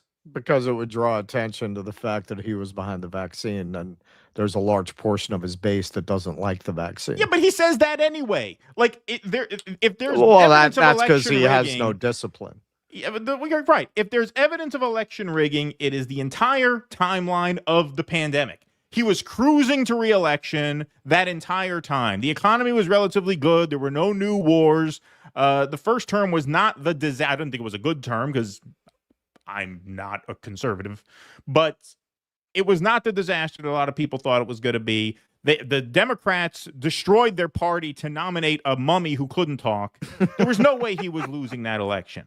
And then, boom, out of nowhere, this world-changing event happens. And the timeline of how everything worked out, to me, was very conveniently designed to destroy him. And yet he never mentions that. He never talks about that. So what does that tell you? That tells you he knows where he can go and where he can't go, just like any other politician. Not a maverick, not an anti-establishment leader. He's a fucking whore for Israel like the rest of them. And he was just a psyop to convince people he was something different, so they thought they'd vote for something different when they didn't. As soon as if anything, they voted for something worse. Sorry, go ahead. As soon as he picked Scott Bessent, end of conversation. Motherfuckers have been talking about George Soros for how many years? How many years he puts George Soros, his protege, in charge of the fucking treasury? Right. And they didn't say, not only did people not say shit, all of a sudden they start trying to justify crashing the British pound as being the British people's fault. The same thing they had been talking about, what an evil agent of the Zog Soros was for bringing down the economy of those decent white Anglo-Saxon peoples. All of a sudden, well, no, you know what? They brought it on themselves because you know what? They were doing this with their economy and they shouldn't have done that. That is just incredible, man, because honestly, I found out about that shit from people who obsessed on George Soros and his supposed leadership of the globalist Davos conspiracy. I had never even heard about Crash in Prison. That's how I found out about it. And then Trump picks this guy. Not only not a word, they reshape the narrative to justify it. All of a sudden, then it's not so bad. Right. Yeah, exactly. It tells you a lot. That tells you a lot. And obviously, the Iran war tells you even more. Yep. That's been the song. But that was right at the beginning. Like right there, anyone who did not know the fix was in should have known the fix was in as soon as he picked Scott Bessent. Yep. All right. You want to take some super chats over there? All right. Remind me to go get Joel's book when you do yours. Oh, okay. Well, that's going to be next. It's going to be after. Yeah. Well, when you do your when I do my chats, gotcha. I'll go grab it. Okay. Area Hermit Woman. Anyone been to Donald Trump and Jeffrey Epstein Memorial Reading Room in Tribeca yet? You know what, man? I saw your chat there. You reminded me. Now that we're going to have time because of the Tuesday thing, this is the kind of thing I'll have time to do. Like I have a New York press badge that I have no time to use. Right. And needless to say, there's a lot going on in New York politically right now for someone with a press badge to go cover. And now I'll be able to do more things like that. French Laundry, super sticker. Thank you. Mark Pugliese, that girl behind Paul is hot as hell. I didn't notice. Did you notice either? No. Was she cooter mogging? Yeah, she's no match for the cooter. Did you ever feed up on the chair though? No match for the pussy maxer. Yeah. Nong. Woman behind Rand Paul is too hot for DC robot. Yeah, pull up that video now. And now I'm curious. Who the fuck is? Did you notice that? No. How many bunch of horny little perverts we got on this show? Yeah, exactly. Nong. Trying to do a serious program here, goddamn. Yeah, we're trying to do journalism. Nong. COVID was cover for sham Democrat primary, etc. Well, that's what Keaton believes. I don't know about that. I agree about the timing of the vaccine release. I'm gonna stick with my bat soldiers theory. I mean, you kind of have to because you were. I have to. I'm the originator of that theory. Yeah, it started with me. Pretty soon, you're going to read it in the Atlantic. Yeah. Saudi involvement fits a non-conspiracy view. If Iraq was the goal, why use Saudis then invent flimsy Iraq Al-Qaeda links? Saudi involvement fits a non-conspiracy view. What was that? Sorry. Space that out. If Iraq was the goal, why use Saudis then invent flimsy Iraq Al-Qaeda links? Well, they did invent a flimsy Iraq Al-Qaeda link. I'm sorry, I'm not quite sure on what the question is. I'm not quite sure about that. I think the fact that they flew out Bin Laden's family members the day after it happened was very, very shady. Yeah. So I'm not trying to dodge your question there. I just don't know what the point of the question was. Sorry. Joe H. Odyssey discourse is like a scene from The Simpsons. Bart tells comic book guy none of this really happened. CBG reasons with get out of my store. Yeah, it was funny. I mean, we've given enough attention to that, so I wasn't going to do a segment on it. But the fact that the woman they accused of being the woke feminist with the feminist translation, which in the first piece I did on the Odyssey, I touched on that. Like, she was an academic. She was very resistant to being defined as a feminist academic. Given the opening where they asked her about the difference between female and male translators, she refused to go there and emphatically said you couldn't tell the difference from reading, if that's what you're asking me, between a woman. She was not that person. So not surprisingly, being a very serious scholar of ancient Greek literature and a very formidable translator, she didn't like Nolan's adaptation. It took too many liberties. So now you got the same chuds who were trying to crucify this woman going, see, See how she's taken down Nolan. Fucking pathetic, man. Wow. Really pathetic. Pete Sweet, what's up, man? What country you in now, motherfucker? I got to go back over there. I don't know why I came back here. I don't know what I was thinking. Agreed, Keaton, on 9/11. First World Trade Center bombing 37 days after Clinton inauguration and barely failed. The timing was deliberate if Israel had compromise on Bill.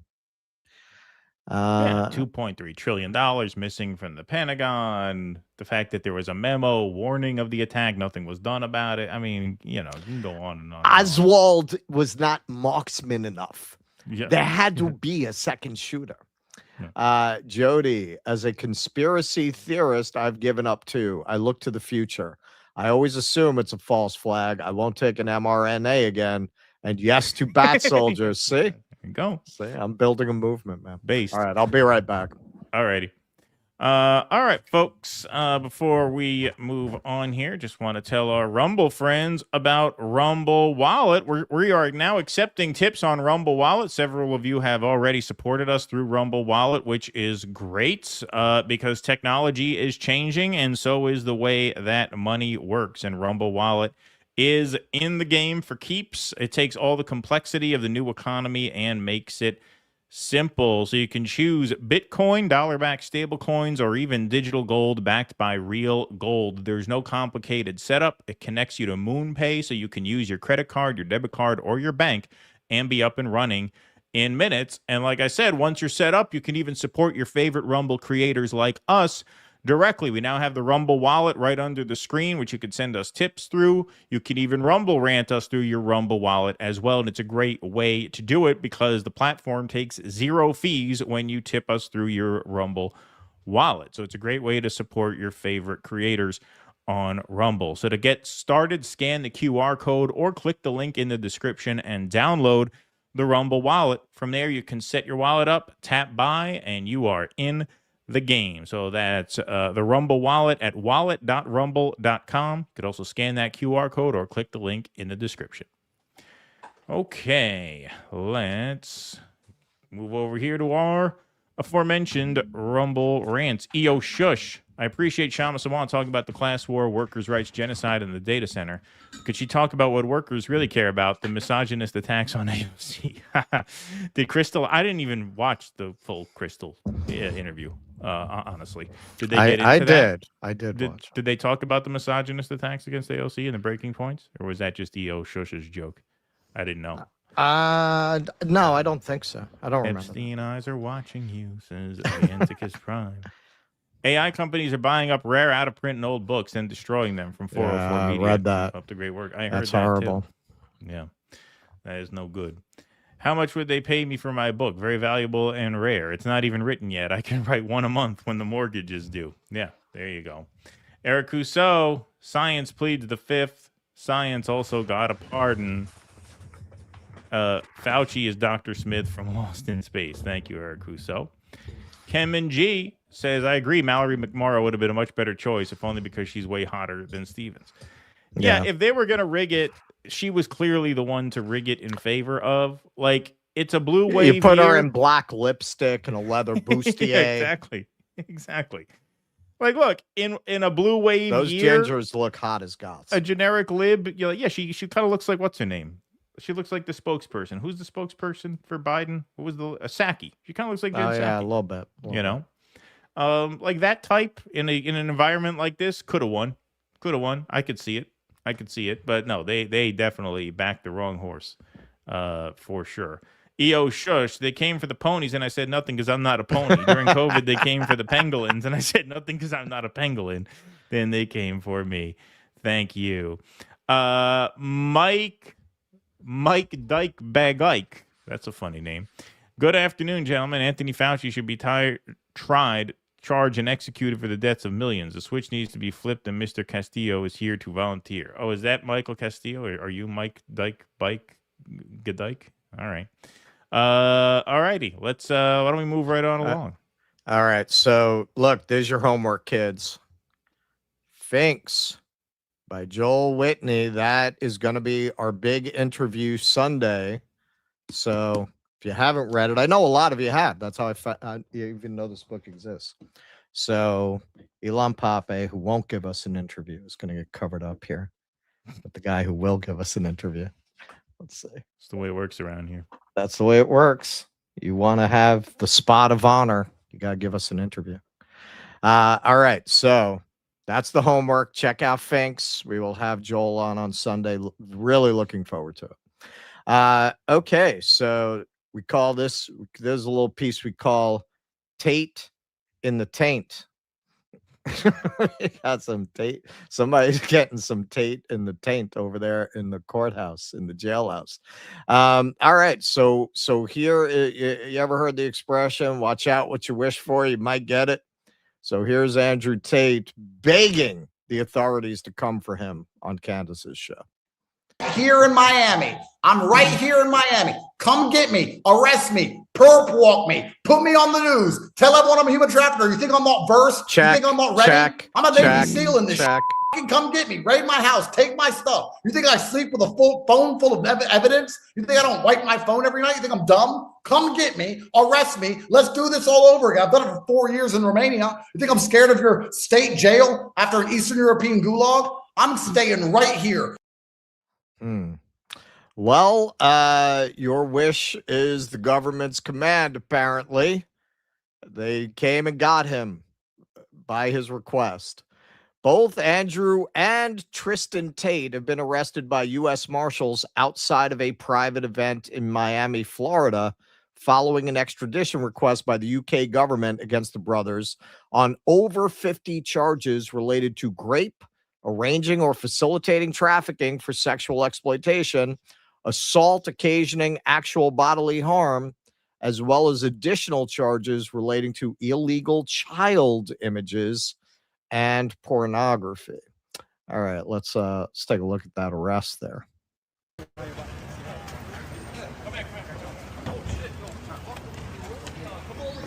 I mean, in that outfit, I would think it was a raid at a drag show. Look at that.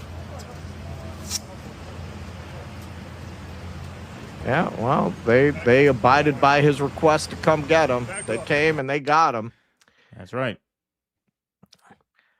This is your alpha male? Yeah, there's a lot of talk about that outfit. I don't know. It's not the most masculine fella in the world. At least where I come from. Hey, jail is for poor people. Well, tempting the fates, as they say.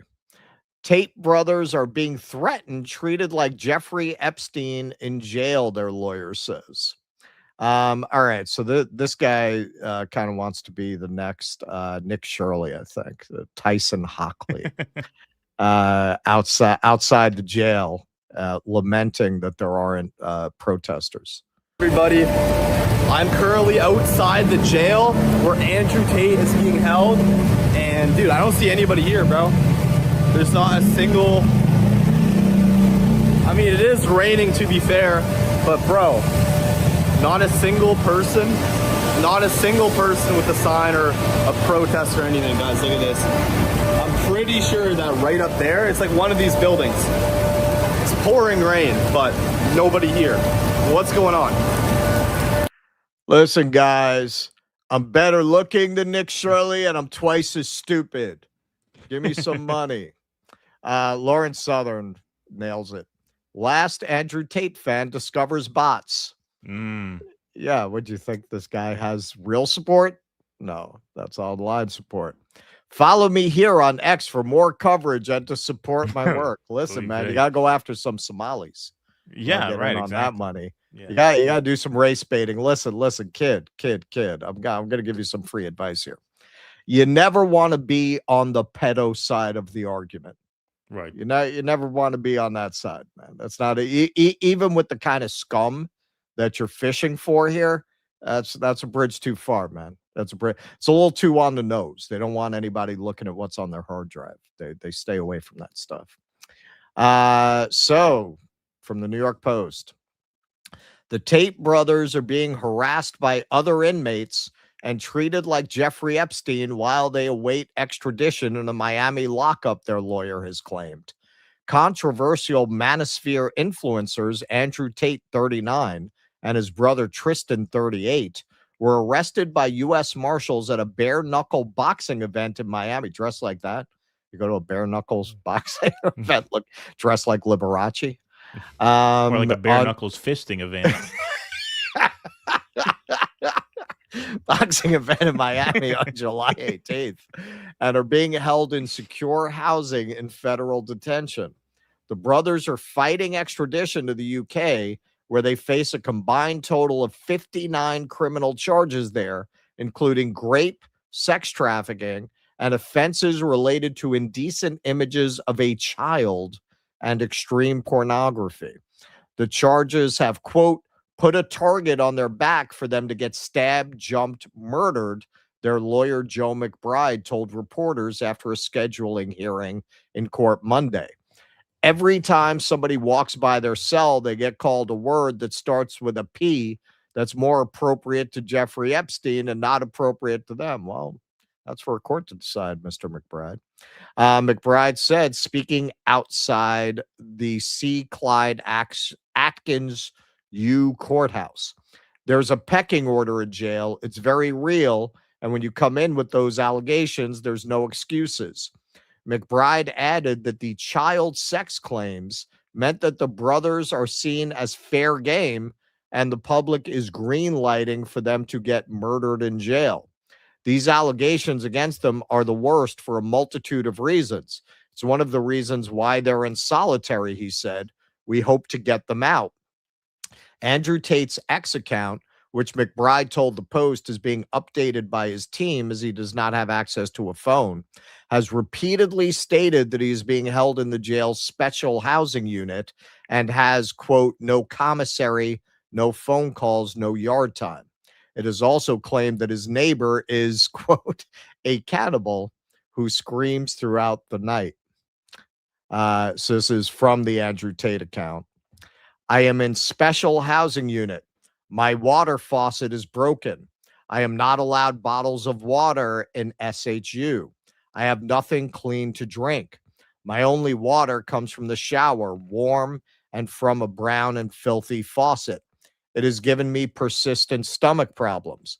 The water I am drinking is not clean. I am an American, innocent until proven guilty, but I am forced to drink poisoned water. Where are my rights? Lucifer responded, since Andrew Tate has suddenly started believing in human rights after denying them to so many women through the years, I suspect he'll find Jesus any day now. I actually think that's a pretty good bet of where the trajectory would go with these grifters. Yeah, the Russell Brand arc. The religion is the next grift for these guys. I think he's onto something. The Halfway Post, breaking. The warden of the jail where Andrew Tate is being held has asked people to stop mailing bottles of barbecue sauce addressed to Tate's cannibal cellmate with the label Tate sauce. So, folks, don't do that. Don't send Tate sauce to the jail. This was, yes, it's AI, but it's pretty funny. The fake MAGA patriot. The Tate brothers are being very unfairly treated with solitary confinement of the SHU program. But luckily for them, there is a solution. You know what there, fellas? You guys are right. You are being treated very unfairly. We are going to release you into general population so you can make some new friends. Just remind them you are MAGA alpha males and impress them about being arrested for rape and having videos of children. Yeah. I don't know that they should be complaining about being in SHU. I wonder if they tried telling the other inmates they're alpha males. Yeah, that'll work. That'll work. Mass strike now. Prisoners do more to combat PDF philia and grape than the entire U.S. government. With a pretty clever meme. Incel. Yeah. And hey, this is, look, man, since I already mentioned my my winged bat soldier conspiracy theory, I'm just going to put this one out there. I don't think it's beyond the realm of possibility that Andrew Tate wanted to get arrested, because he kind of seems like a guy who might want to be locked up with a bunch of strong, strapping men for 20 to 25 years. There's Cuckturd. Andrew Tate taught the MAGA bros that it's better to have sex with a man than an ugly woman. Nick Fuentes said it's gayer to have sex with your wife than to be gay. Libs aren't turning MAGA gay. The manosphere is. Yeah, this is what he had to say about this. These are his words of wisdom. Just a question on Twitter asking, would you rather have sex with a transsexual, which is a legitimate 10, or a woman, which is a Whoop. Oh, what happened? What happened? I don't know. I don't know how that happened. You may have hit something by accident, or maybe there was a. And everyone's sitting there clicking woman, woman, woman, woman, because they think they're going to be gay if they do anything else, but they're not actually thinking about the question. I am so smart. I operate on so many levels higher than the average man. Oh, You they're people gonna are not love him in thinking jail. about the question.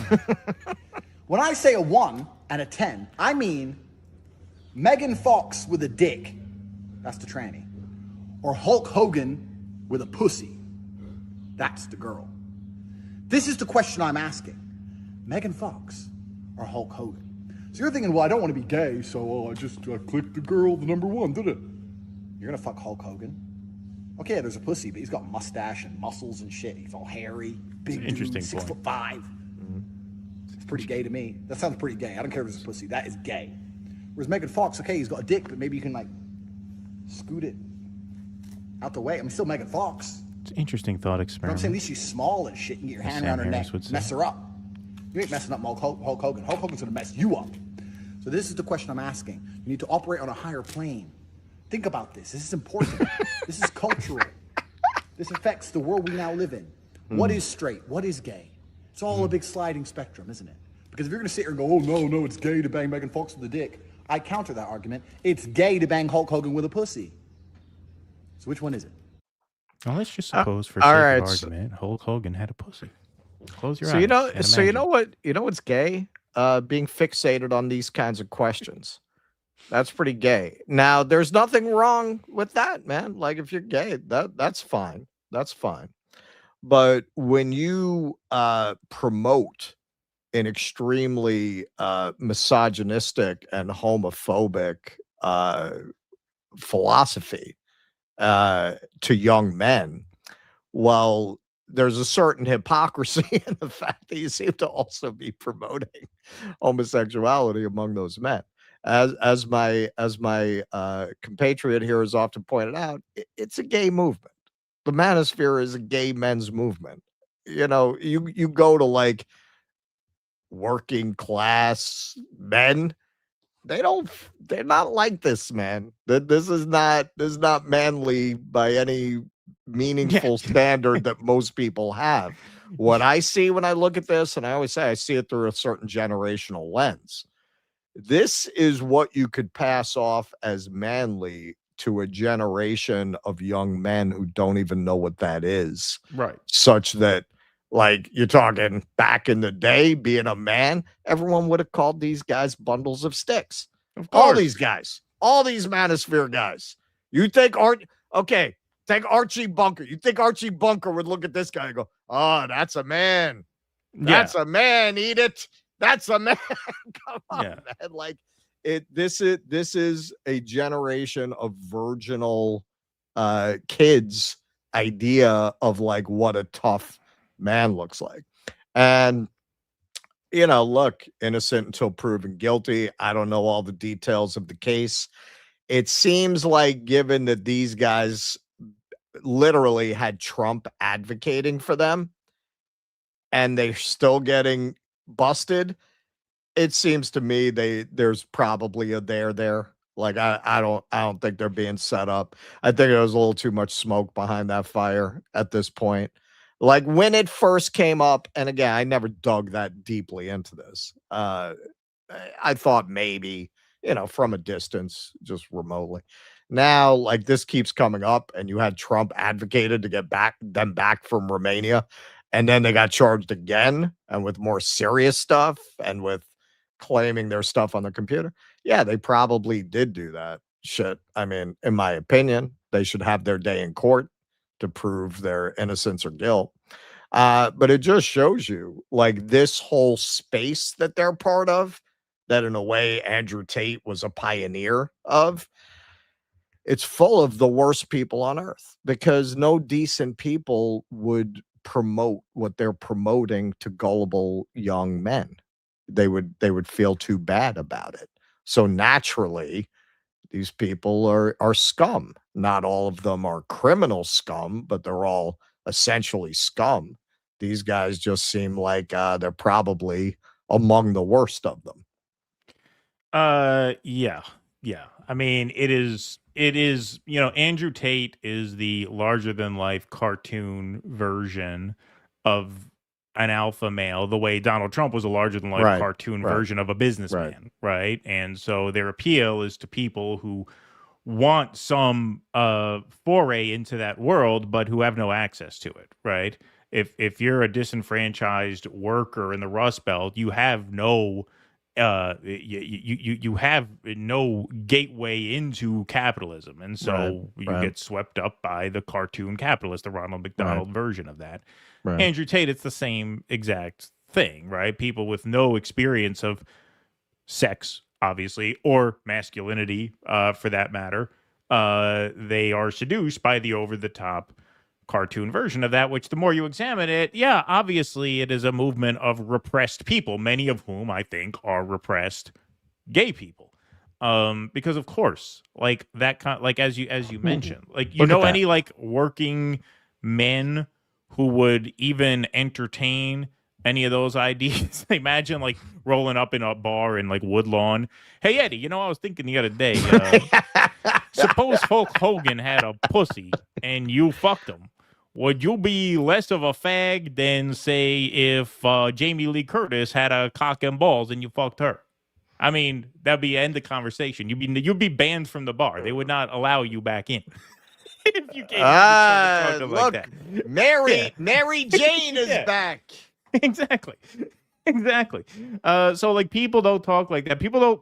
That thought does not occur to most 99% of people. Like, you're a pretty fucking weird person to even have a thought like that in the first place. Like, a healthy man who is secure in whatever he is, gay, straight, whatever, does not entertain those questions. They certainly don't make a business of posing those questions to millions of people on the internet who have nothing to weigh those thoughts against because they just lack experience in the real world, period. Listen, you're a guy Nick Fuentes' age, and you're in Nick Fuentes' position, and you ain't getting no pussy. You're probably a gay kid who can't be gay because it doesn't fit your brand, so he just ends up being asexual. He strikes me as more as asexual, yeah. And again, there's nothing wrong with that. That's fine. Just fucking own it and don't promote a movement that's hostile to people who have the sexuality that you actually have. Exactly. You're not fooling anybody.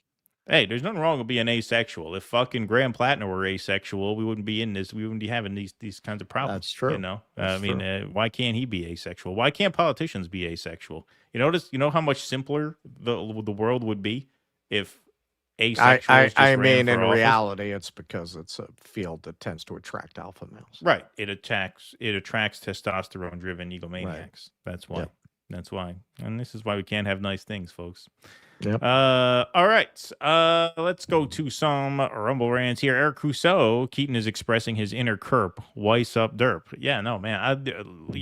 Kurt invited us on his show a couple months back, and I couldn't make it that day, but I would love to go on Kurt's show. Ugly old broad says stuff. Keaton, love your truth on government corruption. For society to rise up, it means to care enough. With most busy just trying to survive, I don't see it happening until it hurts enough. Well, that is an age-old problem. Eric Rousseau, we were promised aliens. Did Trump deport them all? Men in black ICE agents. Yeah, that's right. Raven Laz says the whole country, POTUS, Congress, and Supreme Court brought to you by Shmooly Lube. Shmooly Lube. Fucking you're right, you in the ass. Thank you, Raven Laz. Appreciate that. Fire Marshal Bill Joe Biden. Let me tell you something. Thank you, Eric Rousseau. Oh yeah. LOL, are the sweaty nerds in the chat talking about Laura Ingraham being the hot chick in the background because I called dibs? No, Laura Ingraham was behind Fauci. They're talking about someone seated behind Rand Paul, right? That was who they were talking about, not Fauci. They're saying someone was seated behind Rand Paul was the hot one. I think people know who Laura Ingraham is. Yeah, she was there. Yeah. Mr. Niners, Russ, COVID was an accidental release of the virus. Wuhan was engineering to merge bat DNA with monkey DNA to create armies of flying monkeys. There you go. That's an alternate theory. They call that the Wizard of Oz theory. I'm open to it. I'm open to it. There you go. All right, you got some super chats over there? Comrade Cranky, why didn't our nation have a moment of silence after all that we lost? Well, because we'd already had like 24 months of it. People were ready to get out of the house. That's right. Xandor Vorkov, COVID is one of those things that most leftists still refuse to fully litigate. Even the ones who are open to most conspiracies flip a switch when the COOF subject is broached. I mean, you're kind of right. You're kind of right. It I is kind of guess, bizarre. like, I'm thinking, like, libs, obviously, you can't even open that up with. Leftists, yeah, I mean, frankly, yeah, a lot of them are the fucking mask-wearing motherfuckers, man. Yeah. It is strange. It is very strange. That part of it is really weird because, yeah, I mean, you would think what I articulated would be commonplace on like the left. But that's Right. more, you hear that talk. Yeah, on the right they if you don't hear they it don't at like all. to go there. They don't like to Yeah. go there. It's Like, true. It's it's true. true. It is kind of weird. And the Democrats, like in the hearing, they're still dying on the hill of he's this Right. great Yeah. noble servant. Well, that's the libs. That's what I expect. But yeah, with like leftists, I mean, frankly, this is part of what we're going to get into with Joel Whitney with Finks. The modern left is a construction of the intelligence services designed to be neurotic and ineffectual. Right. Yeah, it's not a bug, it's a feature. Brad Gilbert, watch half his left foot disappear. It's AI slop. Which one? I don't know. It's probably talking about you. Crime Stone. Tyson Hockley is the asylum mockbuster of Nick Shirley. Now he has to go expose Ethiopians in Mineola. Exactly. He's got to get in on that. You're not going to make it with the why isn't anyone protesting for the PDF file. Yeah, That's you not going to can't- get you there. No, you can't go viral attacking white people on X. That does not work. No. That does not work. All right. Let's move right on along here. All right, folks. So, we talked about COVID today. We talked about Andrew Tate today. We're talking about a lot of topics here that sort of bridge left and right.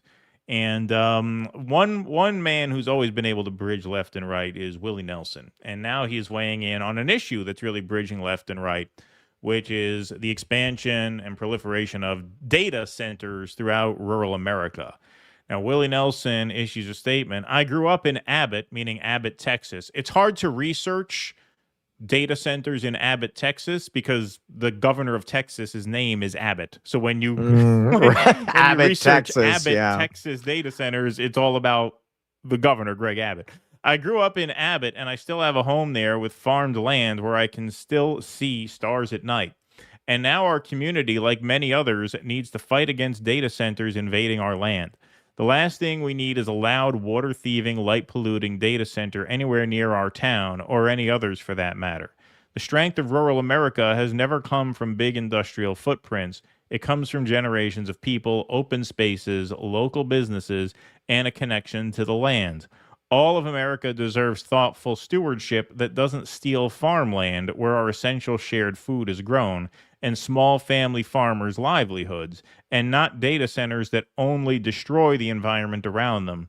Whoever controls food and water controls the masses. Let's not allow our own demise or give up control over necessary resources in the U.S., and especially in Abbott. Based, as always, by Willie Nelson. I've long been of the opinion that if there is like a celebrity who has no business running for president, who should run for president, it would be Willie Nelson. I think Willie Nelson would win. How could you vote against Willie Nelson? What kind of an asshole must you He's be a national treasure. to vote against Willie Nelson? He's a national treasure. everybody loves Willie Nelson. If I were to become a dictator and have to arbitrarily imprison people without any legal pretext, it would be people who hate Willie Nelson. That's it. To the cage as you go. But he's not the only one. He's not the only one. You know, we talked about data centers and people's opposition to data centers really being an issue with potential for uniting left and right in this country. That is, of course, helped by the fact that these data centers are going up mostly in rural areas with a lot of wide open spaces where a lot of more conservative people live. And so country music is coming out strong against data centers.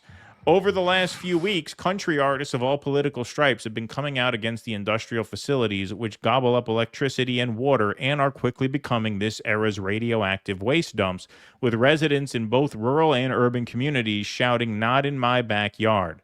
Count Brad Paisley, Tanya Tucker, Gavin Adcock, I love that name, Gavin Adcock, and Willie Nelson among those voices. So here is Brad Paisley. He was kind of the first to speak out. They're trying to build a data center in Nashville near the zoo. So here he is.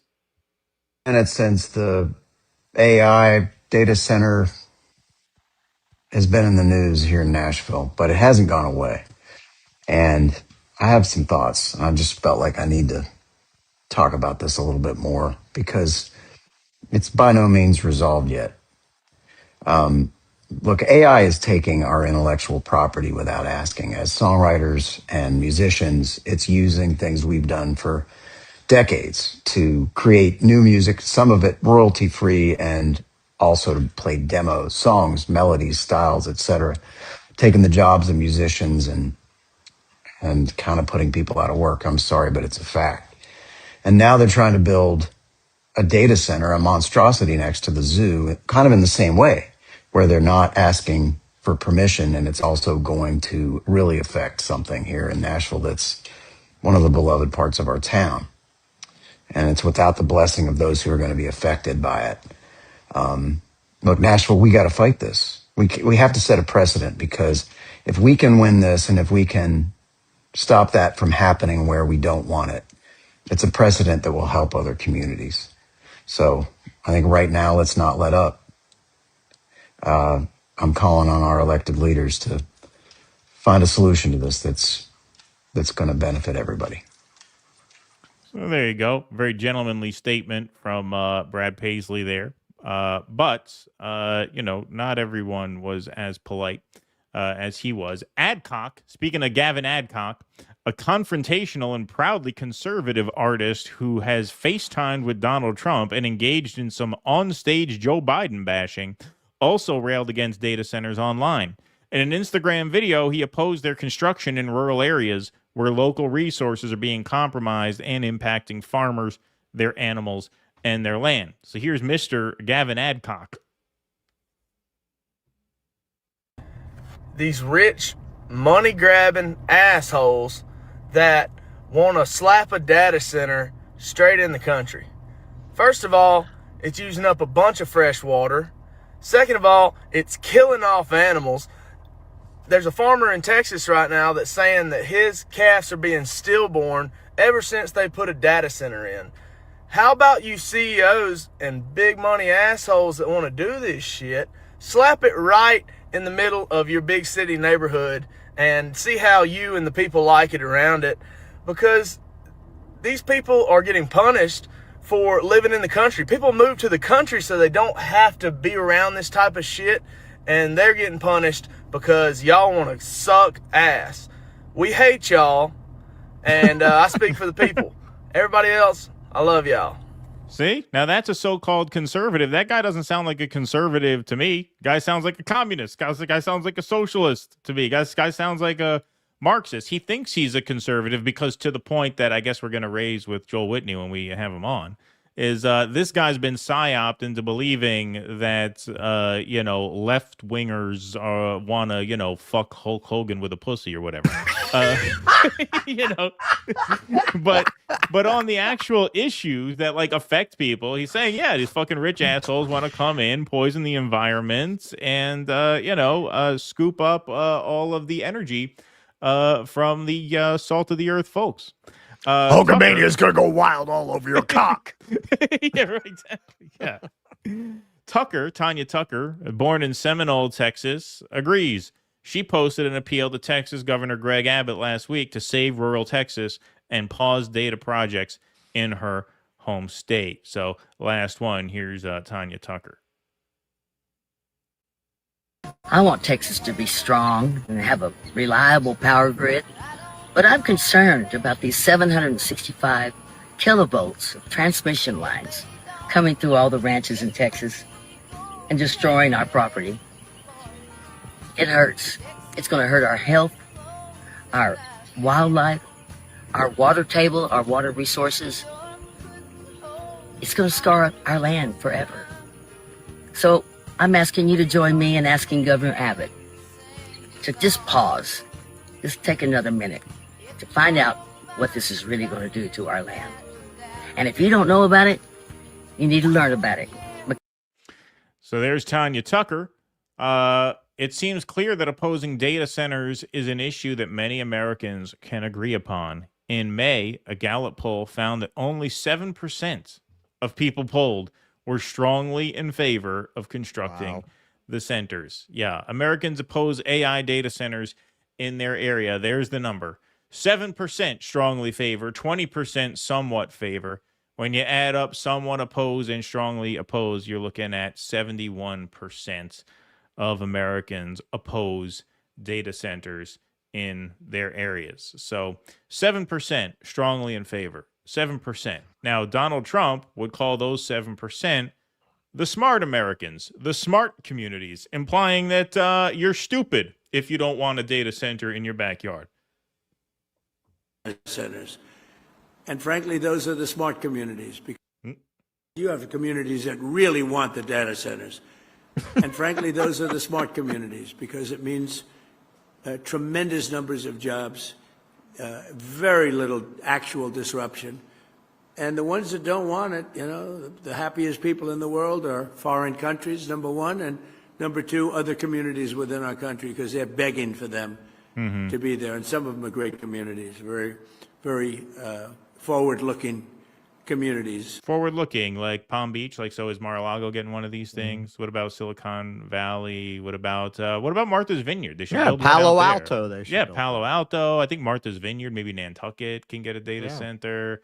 Maybe, you know, a lot of the rich areas in Westchester County can get data centers. I mean, hey, look, if you guys think these are so great and you want to put your money where your mouth is, start building them near your houses. I mean, that would be fine. I don't care. You know, sure. Whatever. We don't live there. Yeah, I don't live there.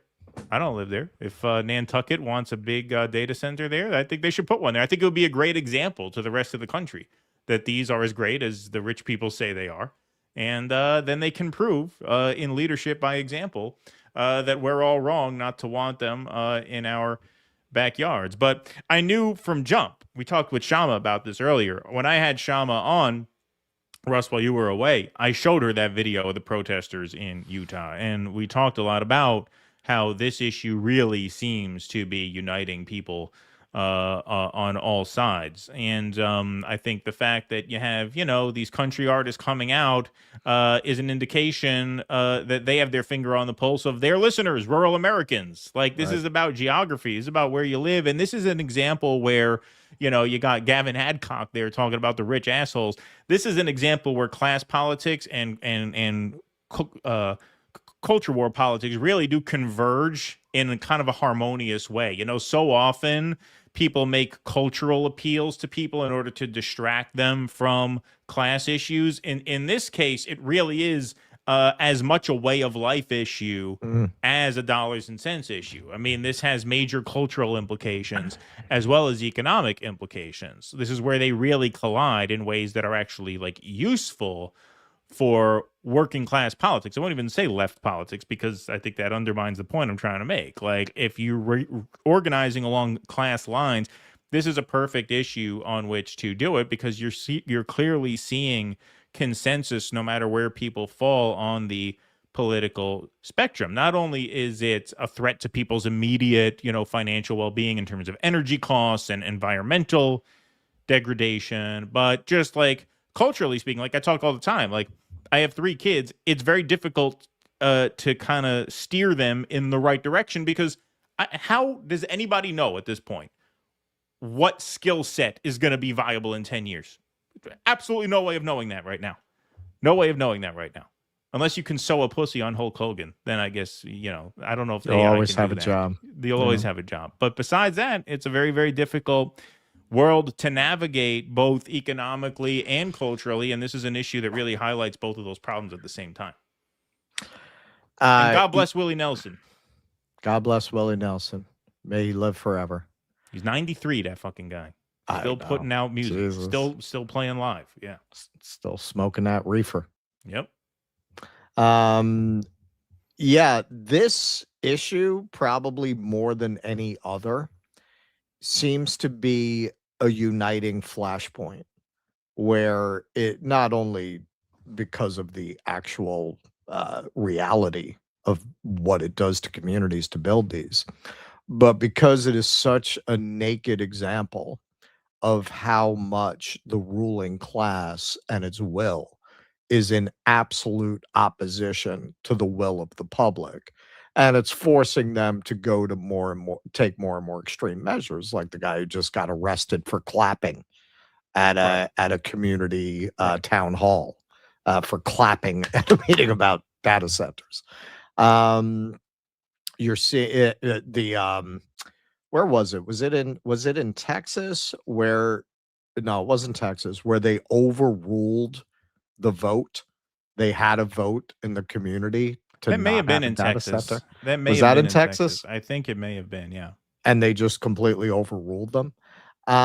Yeah, you're seeing this is where you're really seeing what a lot of people have said. Frank Zappa very famously said that once, to paraphrase him, this democracy, it's all theater. And once you really come into opposition with them, they're going to take away the sets, they're going to take away the curtains, and you're just going to see the naked wall in the back. That's what you're seeing around these data centers. It's you point out a 7% issue. Doesn't get more unifying than that, right? And listening to these rural people from a rural background speaking. It does go back to that psyop because in the end, if you really sat them down and talked to them about what they really believe in, these kind of people are naturally class antagonistic. That is the natural bent of people like that. Yeah, it's Fortunate Son. It's it's Creedence Fortunate Clearwater. Son. Yeah, that is why they poured so much and continue to pour so much effort into taking what is an authentic strain in American culture towards individuality and steering it in a direction that's anti-solidarity and anti-community and steering it against, because I think you can respect individual personal liberties in a libertarian sense and still believe that your neighbor shouldn't die if they get sick. Right. And I don't think they naturally don't believe that. It has taken an enormous effort to make them think they don't believe that. And that is the purpose of the culture war, man. That is why what you call the left is populated by weaklings and neurotics. It's by design. Right. Exactly. Yeah, very, very well said. And that's why the key is you have to unlock that consciousness in people. This is why I call myself you talk about left libertarian or whatever. Okay, what is that? It's that. It's you can believe in civil liberties and individual liberties and not believe that your neighbor deserves to die because they don't have the right health insurance. Those things are not in opposition to each other. And I think so much of the discourse is designed to convince the masses that they are. Right. There's absolutely no contradiction there, but what that requires is an unlocking of a higher consciousness, because without that, people do get funneled into authoritarian movements, right? I mean, that can happen on the left, as we've seen throughout history, and very recently regarding COVID, right? That could definitely happen on the left. And obviously, what we're seeing now, that can happen on the right. And so that to me is the main appeal of like a left libertarianism, is that the North Star is to unlock that consciousness. It's the North Star is a realization of humanity, not a suppression of humanity. Whether it's possible or not, I don't know. But that to me, if you're gonna have a sort of guiding light, that to me is the one that I feel most represents what I'm about. In this country, if you want to talk about socialism with American characteristics, it's going to have to look like that, because the people Willie won't Nelson. People won't accept Right. a more Chinese model. They just won't. Right. Here, I said that when I was in China. I made that video when I was in the train station. I said this wouldn't work here. No, it's got to look like Willie Nelson, Johnny Cash, baby, Pete Seeger, Woody Guthrie, right? About that. I mean, that's Americana. No, you're right. That's more in our tradition. You have to restore to Robert Johnson. Now I sound like Cornel West. See, now I know where Brother Cornel Robert West Johnson. It's Robert Johnson. Brother Robert Johnson. Robert Johnson. Woody Guthrie. Yeah. You have got to reconnect these rural communities to their bleeding Kansas roots. Right. You've got to reconnect them to Fortunate Son and get them away from "I'm proud to be an American." Jason Aldean, Toby Keith. Jason Aldean. You gotta get them away from that. That's we called that motherfucker out, and we took some heat from some parts of our audience. How'd that guy turn out? Right. When the only fucking people compromised enough to agree to play whatever shit Trump was going to do before he canceled it. That's right. Willie Nelson. Go find yourself some Willie Nelson. Good for the soul. Good for the soul. Try that in a small town. Yeah, right. Exactly. Get the fuck out of here, man. Like you didn't understand what the code was. Like it really was not difficult to pick up. Oh yeah, nah, everyone's decent and salt of the earth in a small town. It's Nazi shit. Oh, the Vogue. The Vogue. Yeah. Get the fuck. I mean, it was very they didn't know that it was a famous KKK site that they filmed the video at. That wasn't a dog whistle. Try that in my asshole. That's what I call that song. Some friends posted love for Fauci on Facebook, and I made the mistake of thinking they were being sarcastic. Wow, the response is, Facebook. I remember those days. Is this the same place Clavicular got arrested for apparently fucking with the bouncer? Was that in Florida? I don't know. The Tates got arrested in Florida, right? And then the UK is requesting extradition, right? Yeah. When they mention the porn anymore, I turn skeptical. Thanks, Vienticus. Appreciate that.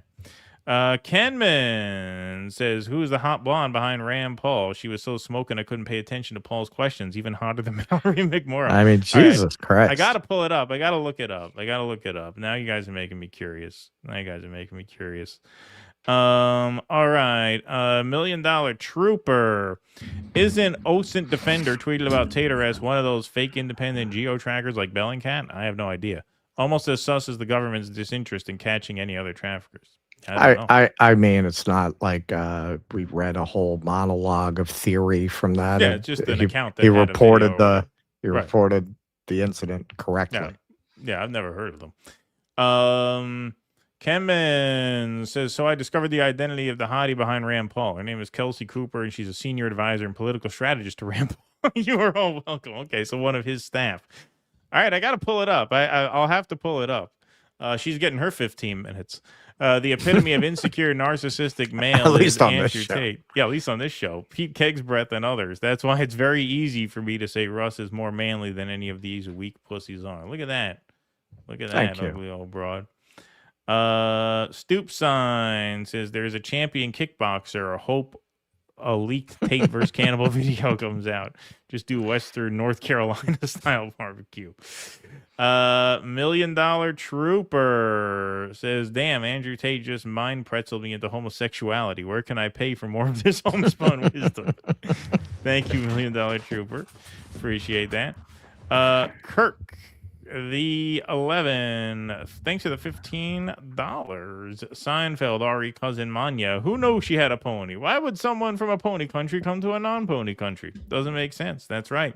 They all had ponies back then. Good reference. One of my least favorite Seinfeld episodes, one of the first Seinfeld episodes, the pony remark. Don't these people realize that Israel needs these data centers, surveilling and administering subsidiary America for greater Israel will take a lot of compute. Thank you, Active Guardian. Kemen says there are two sides to the left. There's the progressive Democrat left and the anti-imperial left. I think the anti-imperial left was not buying the official COVID story and aligned with right wing.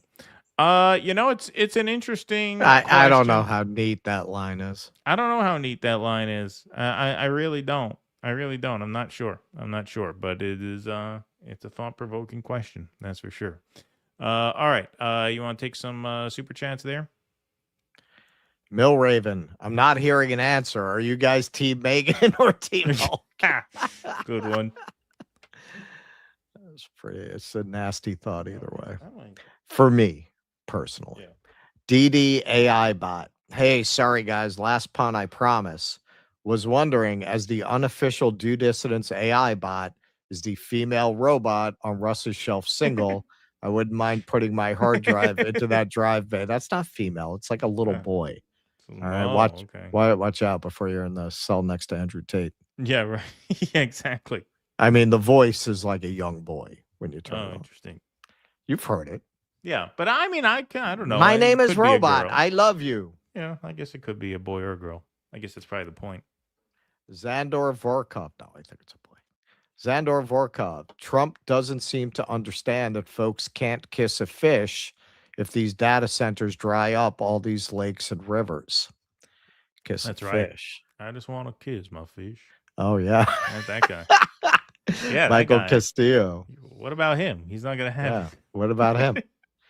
Russell, can you please let us know 4 weeks or more in advance to ask for time off to see you and crew in October and in future? Out, gentlemen. You're talking about like tour guiding? Yeah, that now will be tied to the Russ on the road thing. It's probably going to be like a membership tier. I'm figuring it out. Data center killed my fish. Deep Green VO. I don't respond on Facebook with Fauci because the Kool-Aid is still too in my colleague's system and they will not entertain it without freaking out. Yeah. I mean, you do have, I don't have a lot of libs in my life. The ones that I do have in my life, yeah, I would imagine they're still on TV. Yeah, and the one thing I'll say, and I said a lot. It doesn't come up a lot these days. No, it doesn't come up a lot in these days. And the one thing, because I said a lot in that segment, but I realized I didn't actually get into this. I'm not sure, and this is another reason why we don't talk about it that much. I honestly not sure what would have gone down differently had they come out and said, yeah, this was a lab leak. Like, they're not going to come out and say what I think happened. They're not going to be, yeah, we did this on purpose. Fuck you all. Like, that's off the table, right? So, like, assuming they're never going to say that, what are they going to say? Yeah, this was a man-made virus. It escaped from a lab. We're awfully sorry, but we need to all cooperate. and Sorry get about through that. this. We all need to get through this together. No, like there'd have Oopsie. been, like, what would have happened in that scenario? Like, how would millions of lives have been saved in that scenario? What, like, there, I don't see a cause and effect of like how it would have gone down much differently than it did had that information come out. Right, because they're never going to, if assuming it was an intentional leak, which is what my belief is, they're never going to say that. That's off the table for obvious reasons. And so, how could it have been different? I don't know. I don't know that. All right. Do you want to move on? Let's move on. All right. All right. So this is a story we call Cootergate. Yeah. Cootergate. So you might have heard this from APAC Tracker.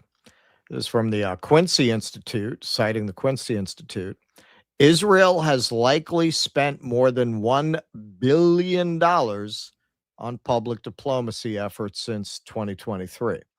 So how do they spend that money? Some of it's more obvious than others. If you go on the Facebooks and I think this is distributed also on the Instagrams, IDF Angels. So you get these for some reason, Zionist Hasbara artists are convinced that having genocidaires dancing provocatively is good for their cause. So I get this once in a while in my feed. Yeah,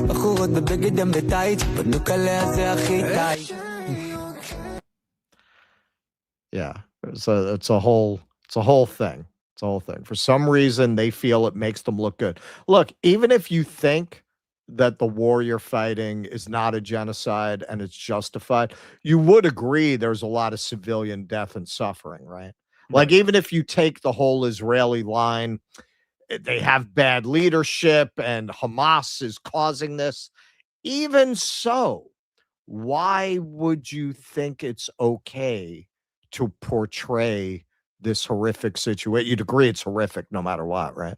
Why would you think it's okay to show girls dancing provocatively like they're gonna go from the IDF to work in the poll when their service is over? Like, why would you think that's the way you want to represent yourself? Now, people who go on the birthright thing, for anyone who's not familiar, this is any Jew is allowed to do this. You can go to Israel and they put you up and it's a whole tour. Even talking to Professor Zhang in China, because he went to one of those things, like as an observer, not as a Jew. Yeah, man, they honeypot you.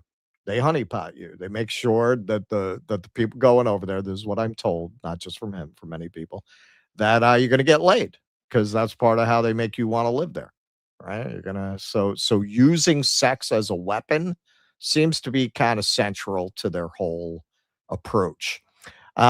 Which brings us to Cootergate. So this young lady who nobody knew who the hell she was, all of a sudden emerged with what some say is a cooter-mogging video. You be the judge. Now, I'm going to play the video. I did make some small alterations to it. They're very subtle, though. You probably won't even notice.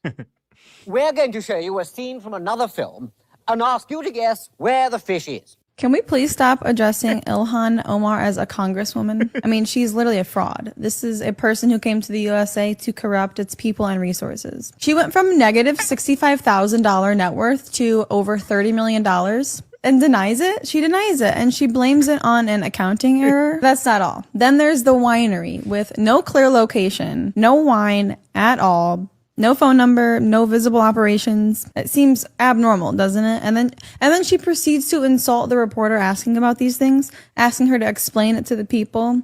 And on top of all of these unknown things, she calls World War II World War XI. So how is someone so fucking stupid able to become an important topic in this country? A fish, a fish, a fish, a fishy, ooh. Oh, fishy, fishy, fishy, fish. She is literally the trending topic in the United States of America. It blows my mind. She is the opposite of everything that we stand for in this country. And she literally married her brother. We do not marry our brothers here. We don't marry siblings here. We do not do that. Fish, fresh fish. So just a couple little changes I made there, but you get the idea.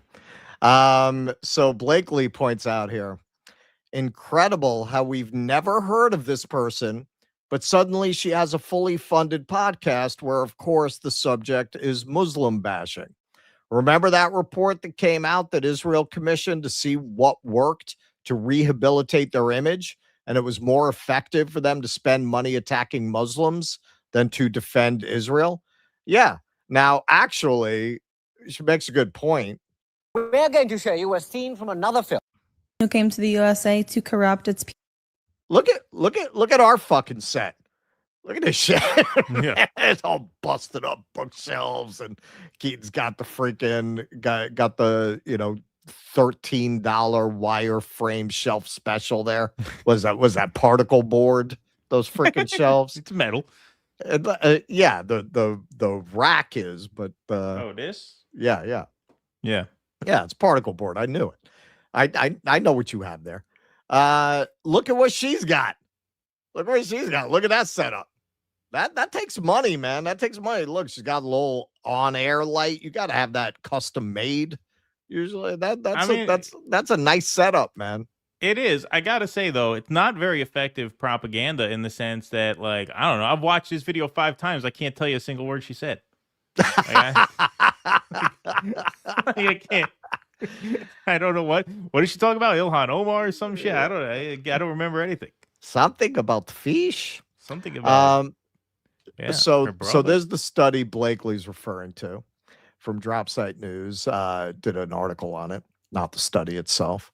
Leaked, Israel is considered a genocidal apartheid country abroad, according to Israel's own research. Now, according to their research, Israel's best tactic to combat this, according to the study, is to foment fear of radical Islam and jihadism, which remain high, the research finds. By highlighting Israeli support for women's rights and gay rights, while elevating concerns that Hamas wants to, quote, destroy all Jews and spread jihadism, unquote, Israeli support rebounded by an average of over 20 points in each country. Quote, especially once the situation in Gaza is resolved, the room for growth in all countries is very significant, the report concludes. Now, if you spend any time online or even just watching news, it all clicks, right? Because this is what you're going to hear again and again and again and again. You're going to hear about gay rights. You're going to hear one of the earliest videos I did on the street reporting. I went to Colombia, and you had the Hasidic Jews who are anti-Zionist Jews, and one of the guys goes up to him, do you support gay marriage? Do you support gay marriage? Do you support gay marriage? See, right? Like that talking point, man. They put that out there. But it's amazing how much of what passes for civic discourse is a psyop, how programmed it all is. Our friend Abier, who I embarrassingly misidentified one time, that girl with her legs spread wide, bouncing her breasts up and down while trash talking another woman, is the filthiest thing I've seen in a long time. Well, if you're watching, wait until you see the end of this segment. Alan, I am dead. She's delivering 2010's talking points while cooter-mogging. Don't hate the player, hate the game. Yeah, so this is these are examples of her work here, of the work that she does. We have to sit like that. We need new equipment. Yeah. Why wait? I would. I don't have the right setup here. I got to read you. Yeah, we gotta get like the gynecologist stirrups. Yeah, we'll do the show like that. So of course this led a lot of people to research, who is this person? So Miami Persian princess, 19, goes by Savannah Cannon. I guess she took one of those tests for your porn name, the last phone number you dialed or something. That's got to be a made up name. So if you look at her Facebook, a lot of AI content. I guess the AI part is maybe like being in New York or something. A lot of it is AI. But then you keep going and you find her X account. She goes by Sav Cannon there. Cooter and common sense. What more could you want? So apparently Cooter is kind of her brand. She's kind of the Wendy's of Cooter, this woman. Yes, I'm real. AI cannot duplicate this 10 out of 10 Cooter. Now, if you want to find out for real, she's also an OnlyFans model, if you keep going. And not kind of a passive bikini shot OnlyFans model, a full-on pornography, anal, personalized tapes, actual sex tapes, whatever you want, you can order from this girl. So yeah, and then you go over to her Instagram. Cooter is kind of her thing. It's kind of what she does. Me when I sleep. Yeah. So that, somebody over at the Hasbara department said, you know what? She has a very nice cooter. I think this would be very good for us. And also, she has very, very reactionary views about homosexuality. Well, that's a little off-brand. We tell her not to talk about that. So these are the kind of conservative views she expresses. Someone that has different political beliefs than you? I would never marry a guy that's liberal. Why not? Because he's gonna raise my son to be a I don't want a man that's feminine at all. I want a strong, cored man who believes in guns and being strong. Border control? Yeah. I want my sons to grow up and be like, tough and manly. I would marry somebody that maybe disagrees on smaller stuff. Okay, so now you do understand that no man like what you're describing is going to marry an OnlyFans porn star. Like, you get that, right? Like, you might get like a Benny Johnson. You might get a gay one who will marry you. You're not going to get a guy like what you're describing who's going to ever feel like he could live down to his friends that they all have tapes of his wife taking a dildo in the ass.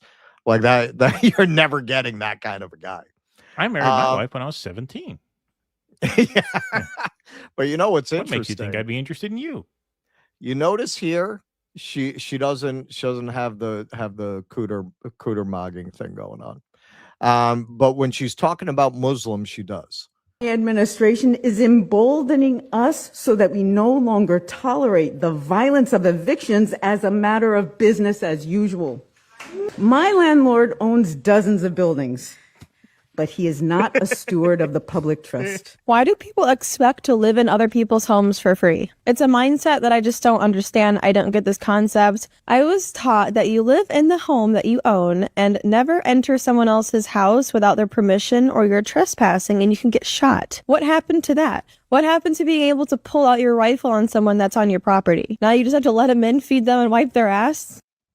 So the cooter mogger is trying to tell landlords they should shoot delinquent tenants like dogs. Okay. So this is what I think is going on here. Now, she denies, as we'll see, that she's being paid by Israel. That may very well be the case. She's certainly fishing, no pun intended, to get paid by Israel. She's definitely a pick-me trying to get in on some of that podcast money.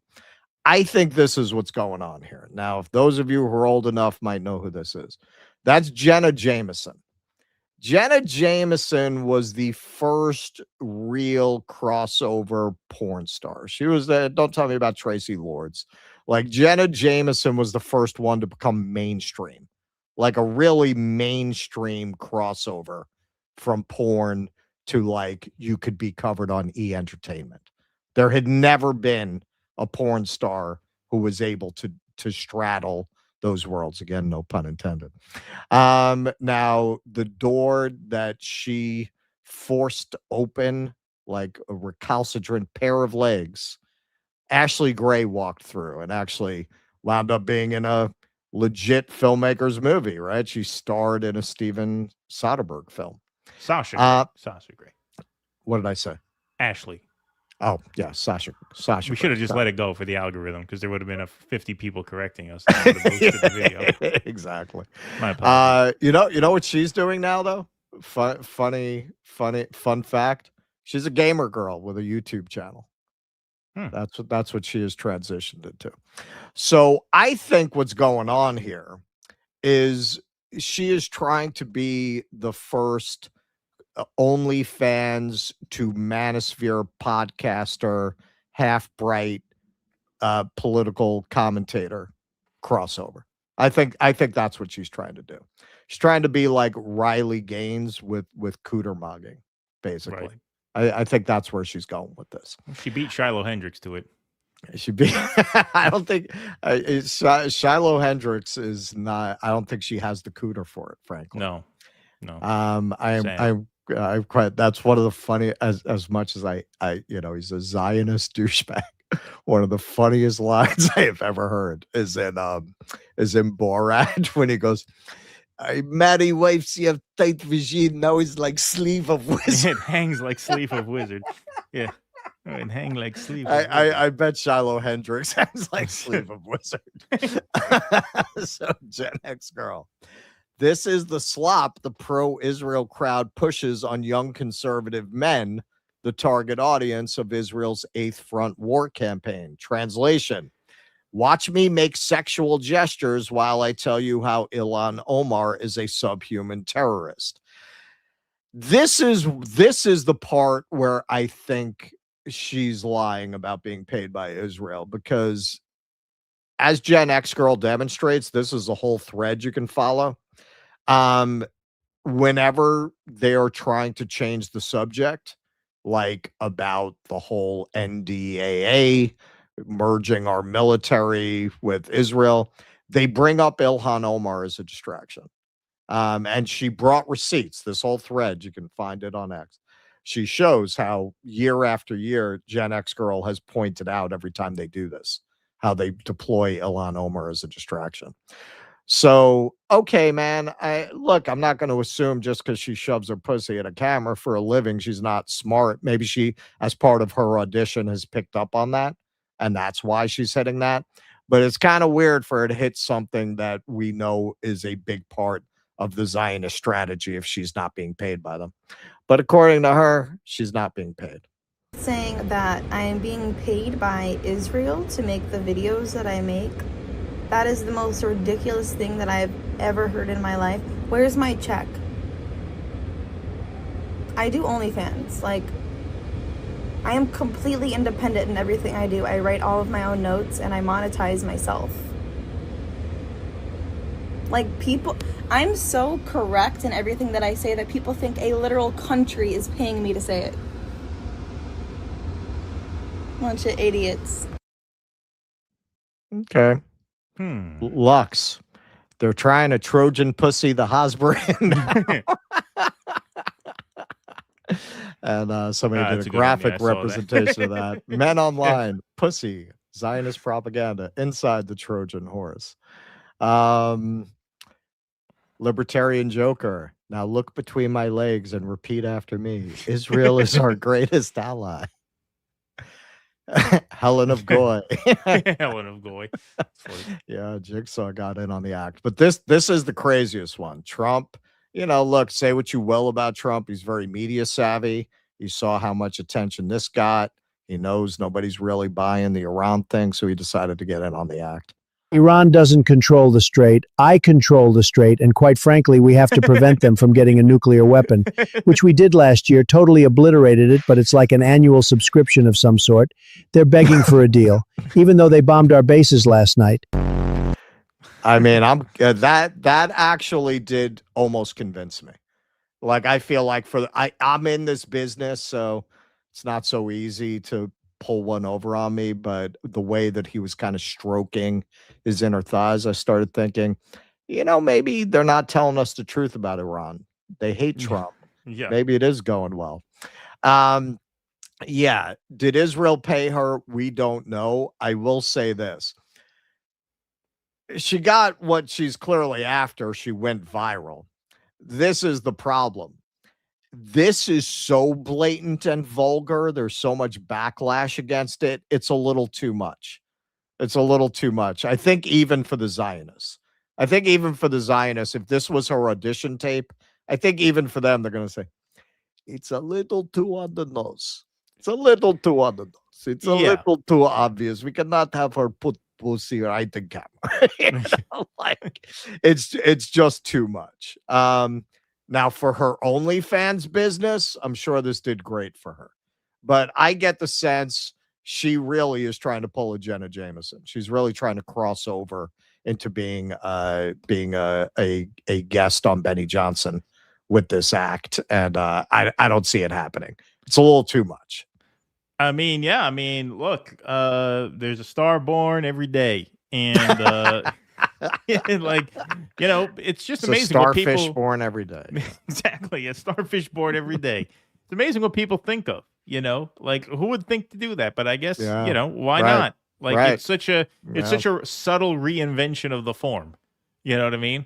Like, hey, if I'm going to talk shit into a microphone, rather than just like sit here with the camera here, I'll just point the camera, sit a little further back, and just do the whole show with my pussy lips talking.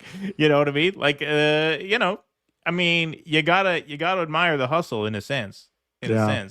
But yeah, I mean, it strikes me as look, I mean, when you talk about people like this, it's all of a piece. Like you talk about the medium being the message, right? Like you present yourself as a thirst trap for incels who never leave their house, and the content reflects what would appeal to, you know, incels who never leave their house, right? Like it is a perfect matching. It's a perfect example. Sure. The medium is the message. If only Marshall McLuhan could have lived to see this, you know, he'd have been like, "That's what I was talking about right there. That's it. That's what I mean." It's just look. Vindication. It's a when you look at the kind of just absolutely grotesque displays that they are able to push, like IDF soldiers dancing. That's horrible. This is just too vulgar and blatant. They've got to have some plausible deniability that that's not what they're doing. That is the problem with the theory, with what I think is her theory, that she can get them to pick her. They have to be able to say that's not what we're doing. The IDF girl, these are beautiful flower of Israeli youth risking their lives for the state of Israel. We're celebrating them, right? It's nonsense, but they can say that. You can't say that with this. That's why it won't catch. The podcasters, they like to be able to claim that they're legitimately fighting the deep state. They can't go there. How do you defend that? She gets invited on Piers Morgan. She sits there like that. Yeah, I'm gonna wind up eating my words. In like 6 months, you're gonna see her arguing with Brianna Joy Gray. That's gonna catch on. Piers Morgan is gonna sit there on his show like that. So pretty soon, everybody's gonna be doing that. He'll have Jank. Shut up! Shut up! Jank Uger sitting there, his legs out. Exactly, it's gonna catch on. It's gonna become a trend. You watch. Maybe she's on to something.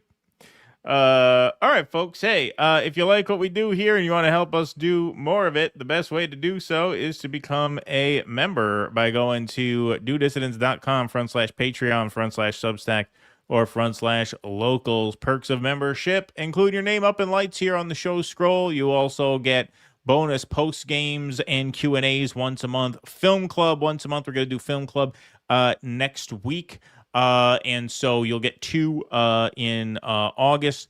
But then we're also going to do, obviously, weekly Q&As over on Rumble, which you have call-in access to as a member. And as our show schedule goes to 2 days a week, we will also be putting out more content on our Substack, which the paywalled articles will go to paid members for Patreon and locals as well. So you'll get bonus sort of exclusive content there as we get that part of the operation up and running. So dudissidents.com/Patreon/Substack or /locals. It helps us out tremendously. You guys are the backbone of the show. Could not do it without you. So thanks very much for all of your support. All right, you got some what you call it, super chats over there? Take yours first. I gotta load in the rest of my videos. Oh, okay. Mr. Measy, this is random, but my uncle recently passed away from cancer, and I was looking at one of his picture albums, found one of him and Willie Nelson looking baked out of their mind. Really? Oh. Wow. Well, that's a great story. Sorry to hear about your uncle, my friend. My condolences, but that is a great story.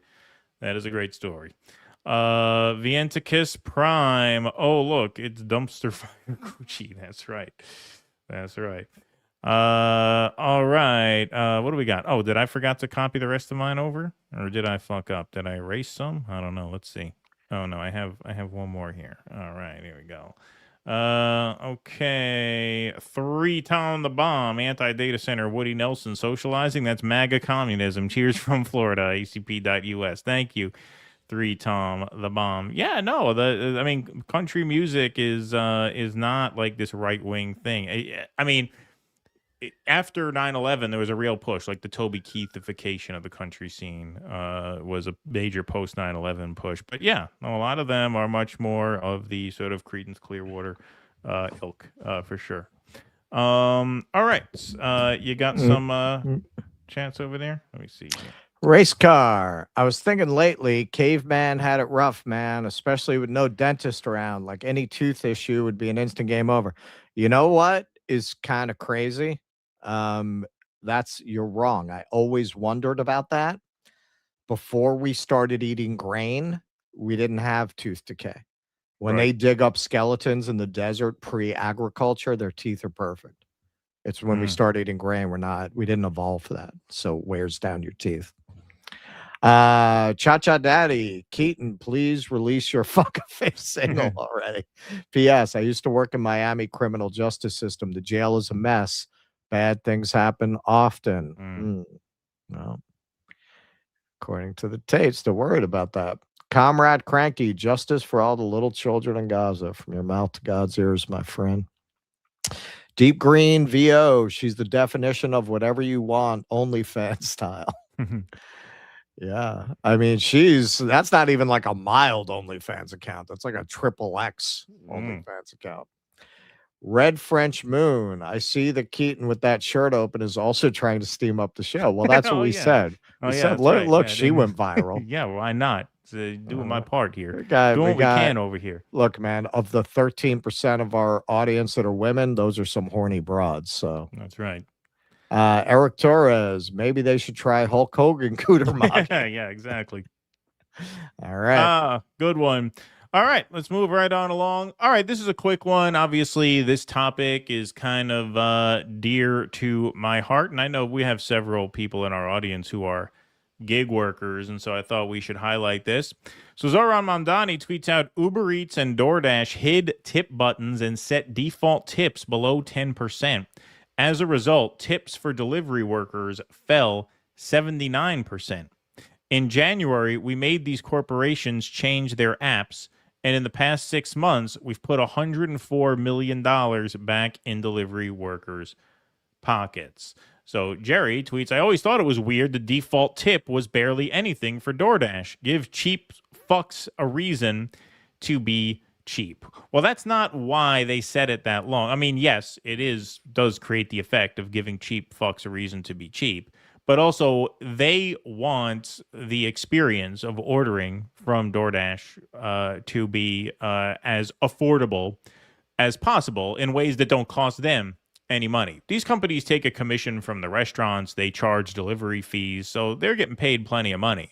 And the fact that restaurants often charge more for a DoorDash order than if you just call them up on the phone is because they have to give a cut to DoorDash. Right. The reason why you have to pay a delivery fee is so that they can pay the driver. And so those are fees that they charge. So how do we make the experience cheaper for the customer so that they keep ordering from us? Well, we fuck the driver, right? It all falls on the driver. It's a race to the bottom. And so that's why they set the default tip so low.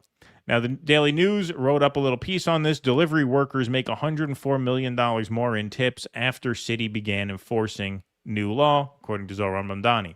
Food delivery workers raked in an additional $104 million in tips after the city started enforcing a law to crack down on deceptive tipping practices from delivery apps, Mayor Mamdani said Wednesday. The days of City Hall accepting corporate abuse as the cost of doing business here in New York are over, Mamdani said at a Battery Park press conference. The increase amounts to a yearly pay increase of $2,287 for each of the city's roughly 70,000 delivery workers who drive and pedal through the 5 boroughs to bring meals to city dwellers' doors, city officials said. So Mamdani gave a press conference about this. He talked a little bit more about this here. Every rom-com lover knows that after the heart has broken and all seems lost, there's oftentimes only one thing left to do. Order delivery. From How to Lose a Guy in 10 Days to You've Got Mail, cute Our little Heroine or Islamo-communist. Hero is brought back to life by meals brought to their door. And as proof of their gratitude, they tip the delivery worker in cash. However, with the advent of apps like DoorDash and Uber Eats, these moments of connection between delivery workers and hopeless romantics has withered. In recent years, mega corporations engineered design tricks in their interfaces to make it harder for New Yorkers to tip delivery workers. Tricks like setting the default tip amount to below 10% in New York City, moving tipping prompts to hidden post-delivery screens. These ploys had their intended effect. While these companies raked in billions of dollars in revenue, the average tip at Uber Eats and DoorDash decreased from $3.66 per delivery to just 93 cents. That is a 75% drop per delivery. Anyone who has worked in food services or delivery knows just how essential tips are to make ends meet. But DoorDash and Uber Eats chose not to account for a simple truth. Instead, they made a bet. They bet that they could take advantage of the delivery workers who traverse our city in sleet and snow, who bike in extreme heat and flooding in order to keep New Yorkers fed. My friends, they bet wrong. Delivery workers may pedal through our streets on their own, but they are far from alone. When they weren't delivering food to doorsteps across the 5 boroughs, they were doing what New Yorkers do best. They were meeting up in parks and on street corners and in houses of worship. They were talking to one another, and they were organizing. I've had the privilege of breaking fast, cheering on the Knicks, and standing shoulder to shoulder with many of these workers as they demand what they are owed. Since day one of our administration, City Hall has worked to ensure that dignity is accorded to every New Yorker, not just those who can afford it. Since our new laws took effect 6 months ago, they have put delivery workers on track to receive an average annual increase of $2,287 paid to them in tips. That money is measured not only in bills that get paid with less dread and desperate math, but in less time spent biking on city streets just to be able to afford a meal of their own. It is also a return to transparency. Yeah, and that part at the end is important as well, because not only are you making more money, but you're also making more money in less time. Because don't forget, when you're out there door dashing, you're not on anyone's clock. You're an independent contractor. So a lot of times you go out there and you work until you have what you need to get that bill paid. So if you get there faster, then that's less hours you have to put in. So you're kind of winning on both ends. And that is definitely an important point to drive home as well. The City Council in 2023 passed a guaranteed minimum wage for delivery workers, now at $22.13 per hour. After that pay rate was implemented, apps including Uber Eats and DoorDash moved the tipping option to after delivery, a move the city claimed cost delivery workers more than $550 million in tips. So see what scumbags they are. Because what probably had to happen, I'm assuming, is in order to satisfy that $22.13 per hour minimum, they had to boost the base pay on the order, which of course increases the fee to the customer, making it less likely that the customer is going to order because it's more expensive. So to compensate for that, they hide the tip and make it easier for the customer to either forget to tip entirely or set the default tip to a very paltry amount. What do you say, 96 cents was the average tip? This makes it all make sense to me, man, because I didn't understand, because once a week I order in, and my default tip was set to like, I think 18%, and all of a sudden it went to like 6% automatically. Wow. And I didn't do anything, and I didn't understand until you did this segment why. Yeah, because they don't want the service to be too expensive where people stop doing it. And so where do they skimp? They skimp on the driver pay, always. The app sued to block the requirement that they give customers an option to tip at checkout, but federal judges rejected their attempts shortly before the law took effect in January.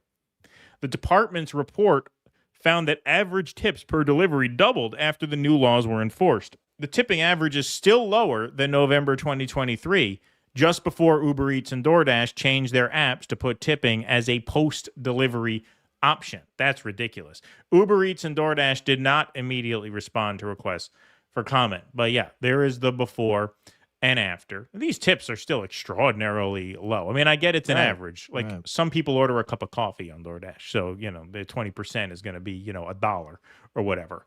But still, I mean, that is a very, very low per order tip. In addition to this, and I didn't even know this until I did this segment here, Mayor Mamdani announces $5 million settlement and reinstatement of as many as 10,000 wrongfully deactivated food delivery workers. Yeah, 40% of people who do this work deal with wrongful deactivation because of AI errors and the like.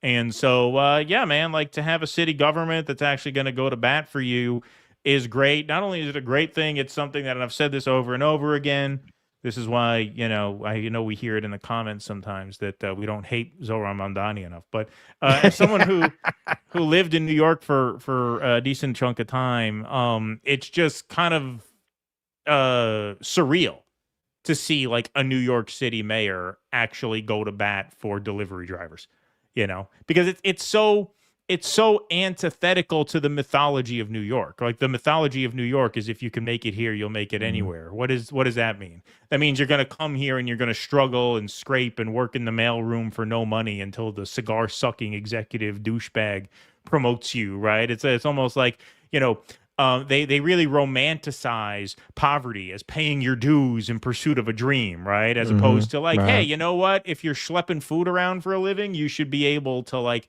pay your bills without sweating constantly. And so this just, shows what to me is kind of a miracle in New York City to see these kinds of things take place. But also it just shows you once again just how unbelievably scummy these tech companies are. And the reason I like to highlight Uber and DoorDash and stuff is not just because I used to work for them, but because I feel like when you can demonstrate just how ruthless they are and how little concern for humanity they have in their decision making, that gives you a real sense of like what companies like Palantir are about, what guys like Elon are about. They're all this same type of person. Right? So a lot of people drive for these apps. A lot of people order from these apps. When you have problems with these apps and you see how they operate with zero regard for humanity whatsoever, it gives you a real window into the world of tech capitalism, right? It's not just capitalism, it's tech capitalism. Right. The industrial robber barons, say what you will about them, they needed to hire people to build shit. These people just make a fortune off of their gym shorts in their condo, and they do it by rigging the apps against customers or against workers. So, good on New York for doing what they can to make this right. $2,200 a year for a working person is not chump change, and it's money that they were getting screwed out of. And so I think It's a lot of money for a working person. Yeah, that is a big W for the DoorDash drivers of New York City. Yeah, that's crazy. Like, I didn't understand why the app automatically did that to my account. Yeah, Like, it's a why race to the would it? bottom. I've never seen that happen. Yeah, they did that because of this. I didn't know any of this. Yeah, being a native New Yorker who has spent my adult life in the post-Giuliani era, this is really the first time as an adult that I've seen a mayor take the side of workers in a serious way. Yeah, de Blasio, like a little bit, but it was more graded on a curve. Like, yeah, de Blasio was more oriented that way than what came before and after him, but he was no lefty by any stretch of the imagination. This is the real issue that they have with Mamdani, obviously. This is the issue. They don't even want workers to think they can get the boot off of their neck. The way that this country operates is something that if you tried to impose it on other Western countries, you'd have riots, man. They would revolt. Like there is such an assumption that you can't nickel and dime and fuck with people like this everywhere else in the industrialized world that I've gone. I've told this story before. I'm such a ruins addict. I stayed at Pompeii to the last possible second that I could. And I was going to miss my train. I took a train from Rome out there, a day trip. And I called up the rail line 10 minutes before the train goes out, assuming nothing can really be done. Because I'm American. I assume at best, I'm going to pay an enormous fee to change it. No. Not only they had to find someone who spoke English. The person I got first didn't speak English. They found someone who spoke English, changed me to the next train, no charge, zero charge. That is normal everywhere else I've been. It's only in America that there's the assumption they're going to fuck you. Right. What you see here, where as soon as they raised the wage, they went to find another way to keep the workers down. That is, as our former president W might say, it's uniquely American. That is uniquely American. I think Americans, our ruling class, has always benefited from the geographical isolation of Americans. It's the only reason they don't realize that so much of what they accept is not normal. It's not normal to get treated like that.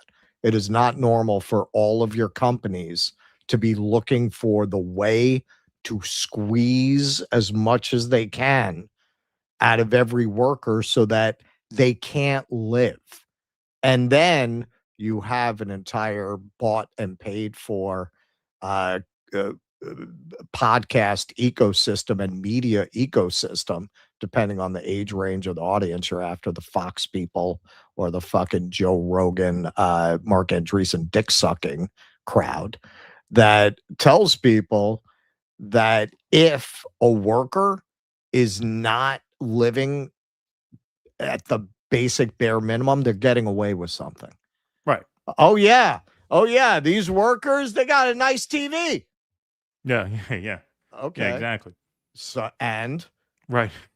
You see the sneakers this worker is wearing? Like, it's a slave mentality.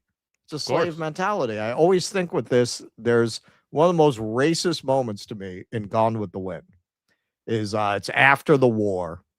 And, Mammy is, still loyal to Scarlett, right? She's still trailing Scarlett around.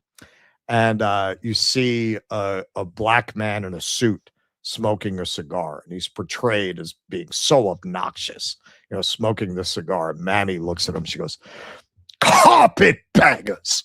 That's what that is. Like, how dare you have shoes on your feet? Right. Fields, right? Like, that's what that is. And the saddest thing is how many workers are brainwashed to think that that makes sense.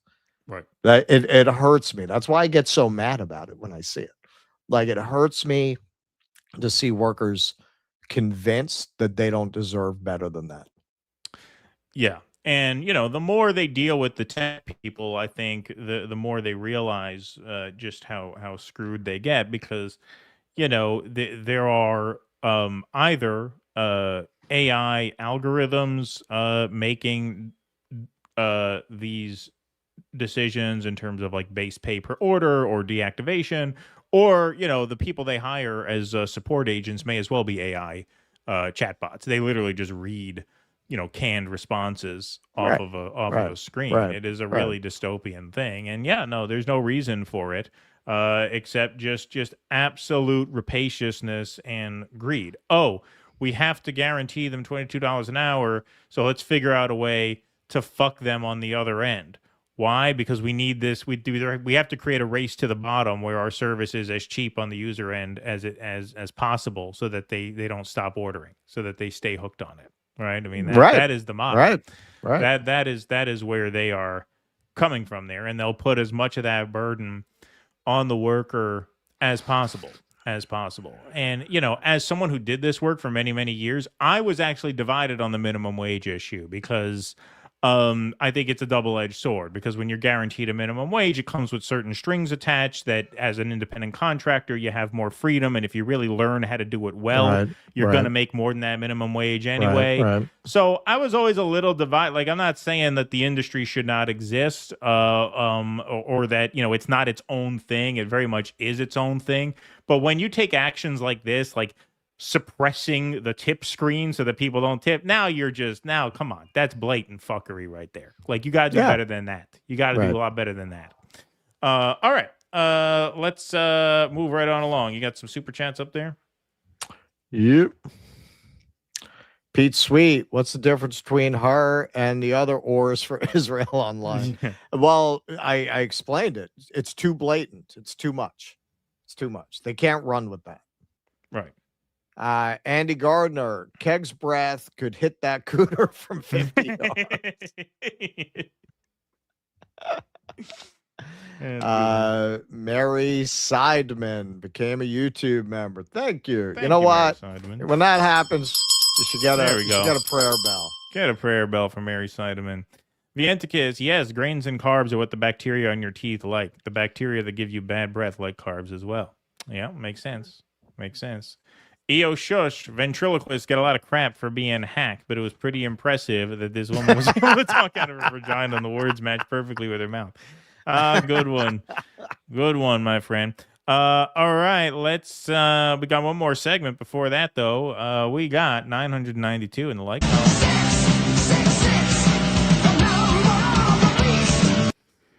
And when are you seeing when's the Rush concert? Saturday. Oh wow, Saturday. Look at that. Awesome. That's big, cool. That'll be great. All right. We got one more segment on the day, folks. One more song for you all. All right, last call for alcohol. Okay, so Kevin O'Leary, whose Native American name is Man Who with No Fear of Guillotine, went on a podcast and talked about this very rare Rolex that made him cry. The grail piece of all watches. It is the white gold, ruby and diamond Daytona. Grown men weep just looking at pictures of this mystical beast. Does it exist? And I got on my knees and begged for it. Begged. I said, could you consider just after all our relationship time together, and I've been a great steward for the brand. I've never sold a Rolex. I've talked about the importance of the brand. Isn't this the moment to consider if the mystical beast exists, that I would have it on my wrist? And then back and forth, back and forth, back and forth. The morning here in LA before the Oscars, the phone rings. They gave me an address and they said, be there. And there it was. We opened the box. The entire Rolex staff had never seen it. All the dealers from around LA came to see it. And for an hour, we looked at it. We didn't touch it. We just looked at it and said, like, it's real. It's real. Did you cry? I did. And I wore it. Seriously. I was weeping. It was mine. I own it. I have that piece. Do you know how many people have that piece? Maybe nobody. Like, it's not known. That watch, maybe it would trade, if it traded, for $1.8 million. Walking around with 35 mil. I'm sorry, that other bitch just ruined it for me. I can't watch this now without your fucking pussy in my face. It's not the same. It's not the same. Oh, okay. All right.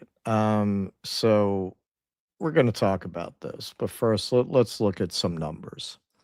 This is from Kalshi. The wealthiest 1% of U.S. earners now own 50% of U.S. equities and mutual funds.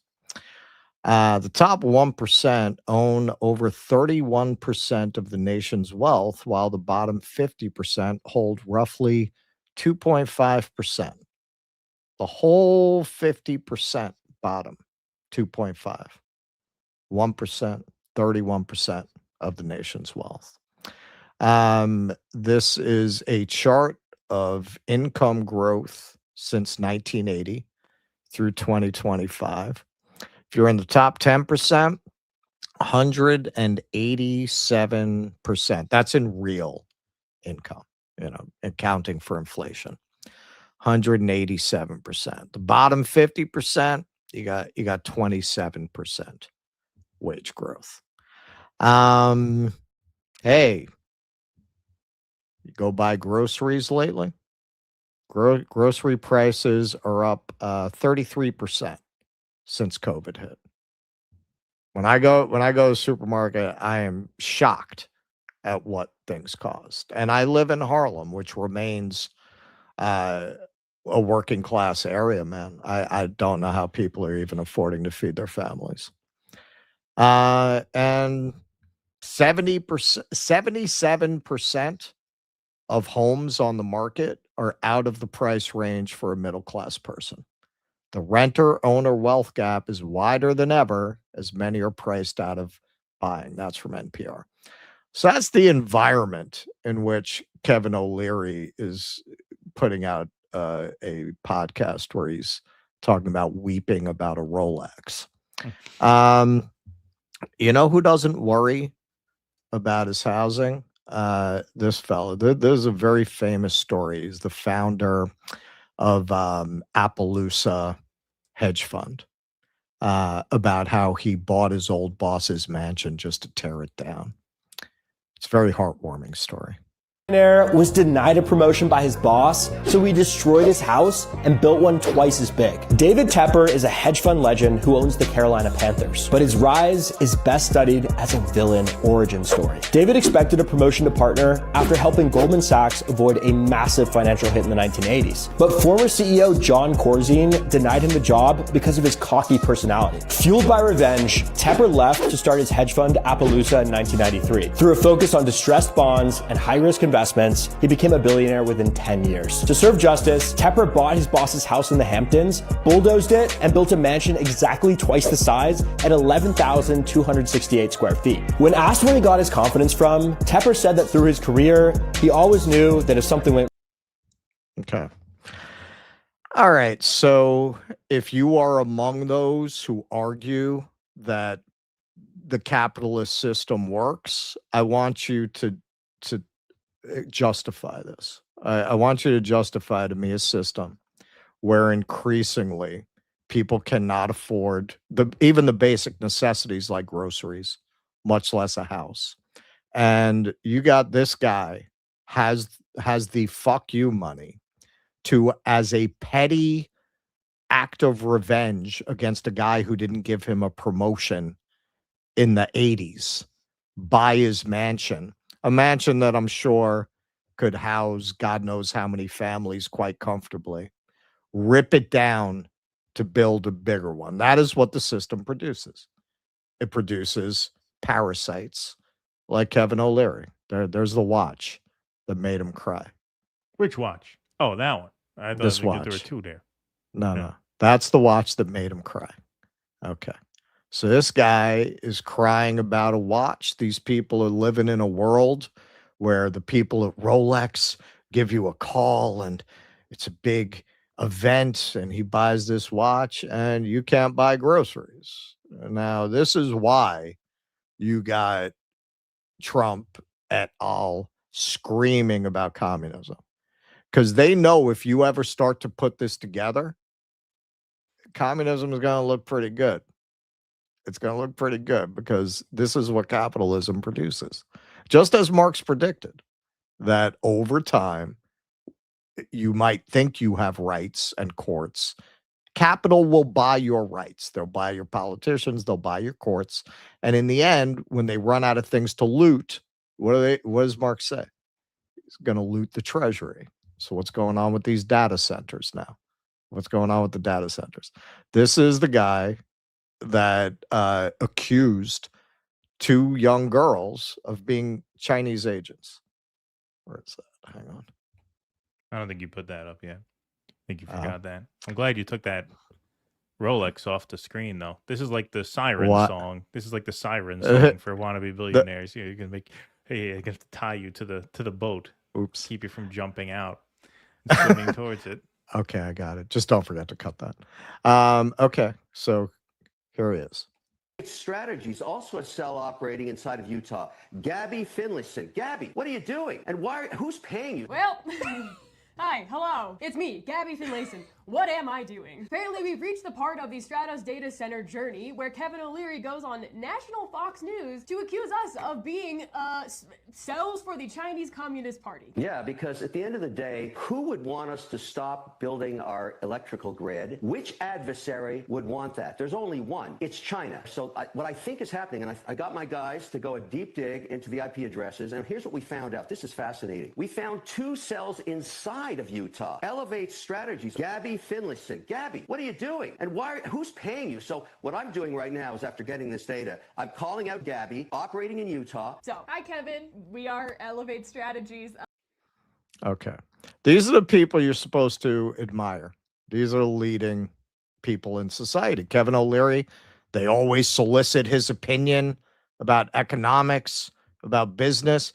Here's this guy very confidently talking about how he had his guys investigate and confidently calling out what are obviously a couple of young local activists as agents of the Communist Party. Does he suffer any reputational harm? Do they stop bringing him on for his opinion? No, not at all. Not at all. And this is what I mean, that they eat your government. Keaton, you were talking about it earlier, how there were these massive protests against this data center in Utah. This is breaking news. This was just today.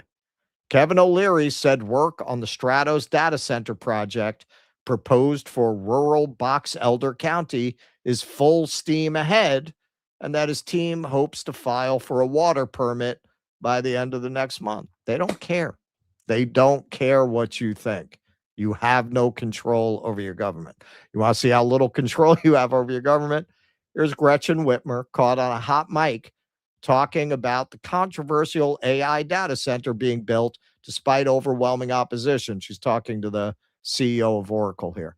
We're used to people saying fuck no and then doing it anyway. Literally says that. We're used to people saying no. That's doing it anyway.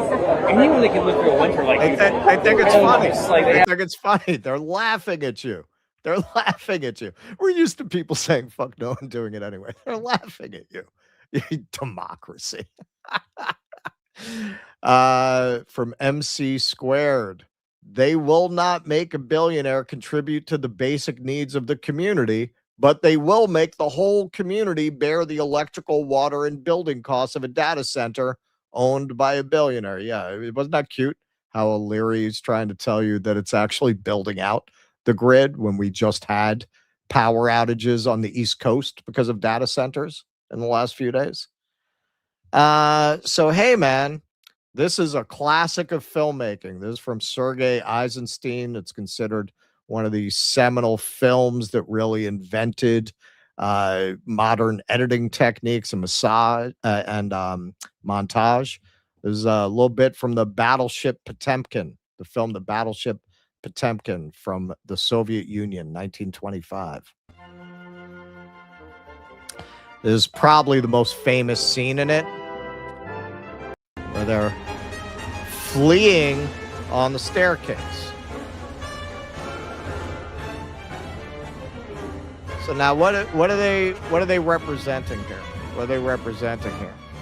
They're representing the absolute callousness of the Tsar's troops firing on and oppressing the people. As part of how they represent their callousness, the woman comes to rescue the child and they gun her down instead of helping her. Now, this is the kind of film you'd be hard-pressed to make even today in Hollywood, because they don't want people thinking like that. But what drove the Soviet people to that point? What drove the Russian people to that point? Well, it was getting treated as peasants, which they literally were, by the Tsarist class. And eventually they overthrew them.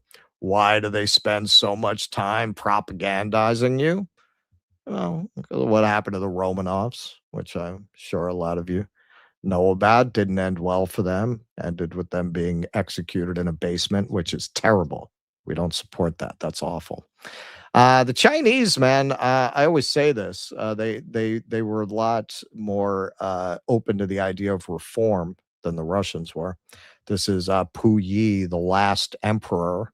Bertolucci made a pretty good movie about him. They put him in a re-education camp for 9 years. When he came out, he was a street sweeper, and then he became a gardener for the rest of his life. But one of the things they did with him as part of his re-education is they brought him to the site where the Japanese used to do biological and medical experiments on Chinese people when they were occupying, and he collaborated with that. They pointed out to him, hey, it's not your fault you were born an emperor, but you made that choice. And, he was very repentant. You want to say he was brainwashed? All right, maybe, but he certainly had something to answer for, right? He collaborated with people who did medical experiments on his own people. House Republicans, every communist regime promised to abolish class. Instead, they ended up with two classes, the ones with power and everyone else. God. You can't go wrong quoting God. Yes, thank goodness America doesn't have two classes, the ones with power and everyone else. Yeah, right. It's a good thing we avoided that circumstance, right? Jared Holt, we've got children going to bed hungry in this country, and you want to call me a communist for thinking this guy could stand to pay some more taxes? Yeah, I mean that, even if you don't want to take it to the level of revolution, how on earth do you argue that Kevin O'Leary shouldn't be taxed at 90%? Explain it to me. Why should he not be taxed at 90%?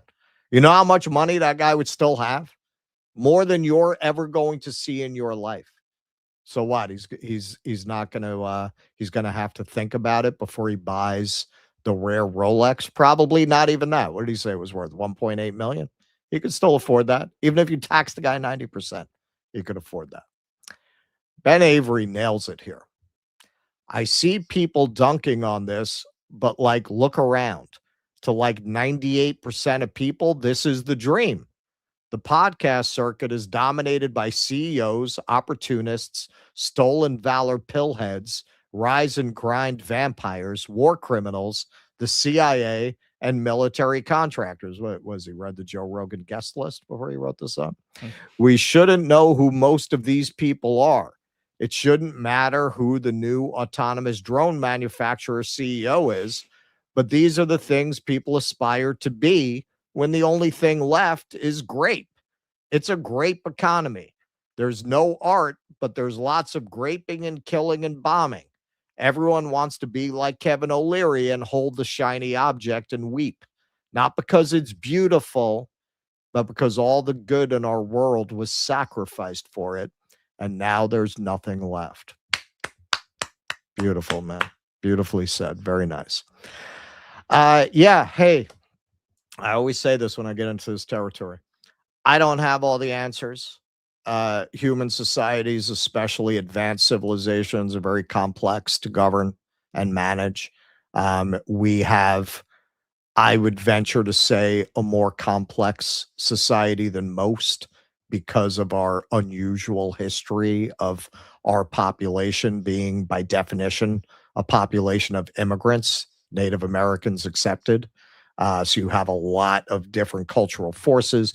You don't have a sense of shared history that some other countries have. Some people have said that that is part of why Americans have not been able to cultivate the kind of welfare state or social programs that other countries in the industrialized world have, because they see themselves as a people and we really don't. And that makes it very easy for us to divide us, for powers that be to divide us and make us fight along race lines or culture lines or religion lines to keep us from coming together to protect the interests of all workers. Maybe that is part of it. All I could say is a system that produces Kevin O'Leary is a broken system by definition. A system that puts that kind of wealth in the hands of a psychopath who, in a world where people starve, people suffer, there are people living on the street. Your idea of what to do with your wealth, like Tepper there at Appaloosa Management, decides the best use of his wealth is to make a spiteful gesture at an old boss to tear down a mansion that could. So how many families could that support for how many years? This system produces people who think like that, and it creates an environment where people like that are celebrated. Tepper, he was just on CNBC. They're celebrating him. They were so honored that he came by the CNBC studio to talk to them. These people should be in fucking prison. That's why I talk about the Soviets, the Chinese. Agree or don't agree. That's basically what they did. You have to understand what they did in that context. They took the Kevin O'Learys, they took the Teppers, and in the case of the Chinese, they put them in prison. The Russians were not so forgiving. In some cases, they did put you in prison. But that's what they did. That's the context you have to understand it in. You had starving people saw Kevin O'Leary's talking about their freaking, in the case of Russia, I don't know, man, their Fabergé egg. And, they had enough of it, man. In this country, can you get that? I think they're afraid that you're going to get that. That's why they're building out the surveillance state. Flock cameras, Axon, the data centers, the ICE facilities. That's what it's all about, man. The smarter of these people actually do know their history, and they know that you cannot have this level of inequality without eventually having a civil war. They're stacking everything so that when the Civil War comes, you don't have a chance at winning that. And this is part of why I think, I talked to Peter Turchin last week. And part of his theory is you cannot have a successful revolution that's purely based on the workers. It has to be a fight between the elites. And part of the reason in our context that would be is it's only the elites who are going to be able to get at the companies who are building these cameras and building out that infrastructure. The workers won't be able to do it. You have to be able to address it from the top in some way. But watching how increasingly, I don't know if you've noticed this, how increasingly heedless people like Kevin O'Leary are of how this looks, to be crying about a Rolex when people can't afford groceries. There was a time that rich people had some sense that you shouldn't carry yourself that way, even in good times, that you shouldn't carry yourself that way. The richer they get, the less you have, the more they have, the more their true nature comes out, the less restraint they have, even in terms of maintaining a certain decorum in their public presentation, no matter what's going on behind the scenes. What you saw in the last segment with the food delivery apps is what you're seeing here. They're going to take everything from you that they can until you stop them. That's it. And if you don't get together and stop them, in the end, you have no one to blame but yourself for what they're going to do to you. It's very clear when you watch things like this. They do not care if you die in the street. If they did care, they'd be doing different things with their money than what they're doing. All right. I was going to buy you a watch for Christmas, but I guess I don't wear watches. Oh, back to the drawing board now. I don't know. Yeah. I have to think of something else. I don't know how much of a new phenomenon it is. It's funny. This was always what bothered me about Howard Stern. Howard Stern is a great interview. He would talk shop with all the guests. He would talk about, hey, how'd you get 20 million for this, 10 million for that? And I always thought it was very unbecoming, And actually, I remember one time I was watching Jerry Seinfeld interviewed on the Jay Leno show, and he started prodding him about money. And, Jerry, obviously, we know what a piece of shit he is. But even, he's not a guy who's known to, be particularly moral. And he's like, working people watching the show, I really don't want to talk about how much money I make. It's just, look, it's a capitalist society that, celebrates wealth like that. The kind of prudence that you're talking about, ironically, the golden age of capitalism that people remember so fondly, 1955, Leave It to Beaver, all that happened while there was an ideological opponent on the world stage that was seen as formidable. Right. And that is part of what kept capitalism in check, to the point where workers generally, relative to today at least, got what they needed, right? Not in all cases, obviously. There's always been poverty, and there will, there will always be these kinds of problems. The United States wastes 30 to 40% of its food supply. 40 to 40% of the food supply just ends up in the garbage. And so you think, well, how could that be, right? And so I looked it up just out of curiosity. I just Googled, what percentage of the Chinese food supply ends up in the garbage, and it was lower, but not much lower. It was 27%. I was thinking, wow, that's Just think about that. Think about, okay, such a huge percentage of food that is harvested and produced ends up in the garbage amidst deprivation and stuff like that. It's it's kind of hard to fathom. But yeah, it's even harder to fathom how you could just like flaunt wealth as callously as that, like a $2 million watch. I mean, think of that. It's an accessory and it's a status symbol. And I know, there are people who are like, in the sort of petty bourgeois class, if you want to call it that, who, pursue these things as status symbols. Because I know there's one guy, distant relative, who really wanted a Rolex, and this was like a $12,000 watch. But he's like, I really want this watch, and he talked about really wanting the watch because at work that meant that you made enough money for your clients that you can afford a watch, so it makes you more marketable, right?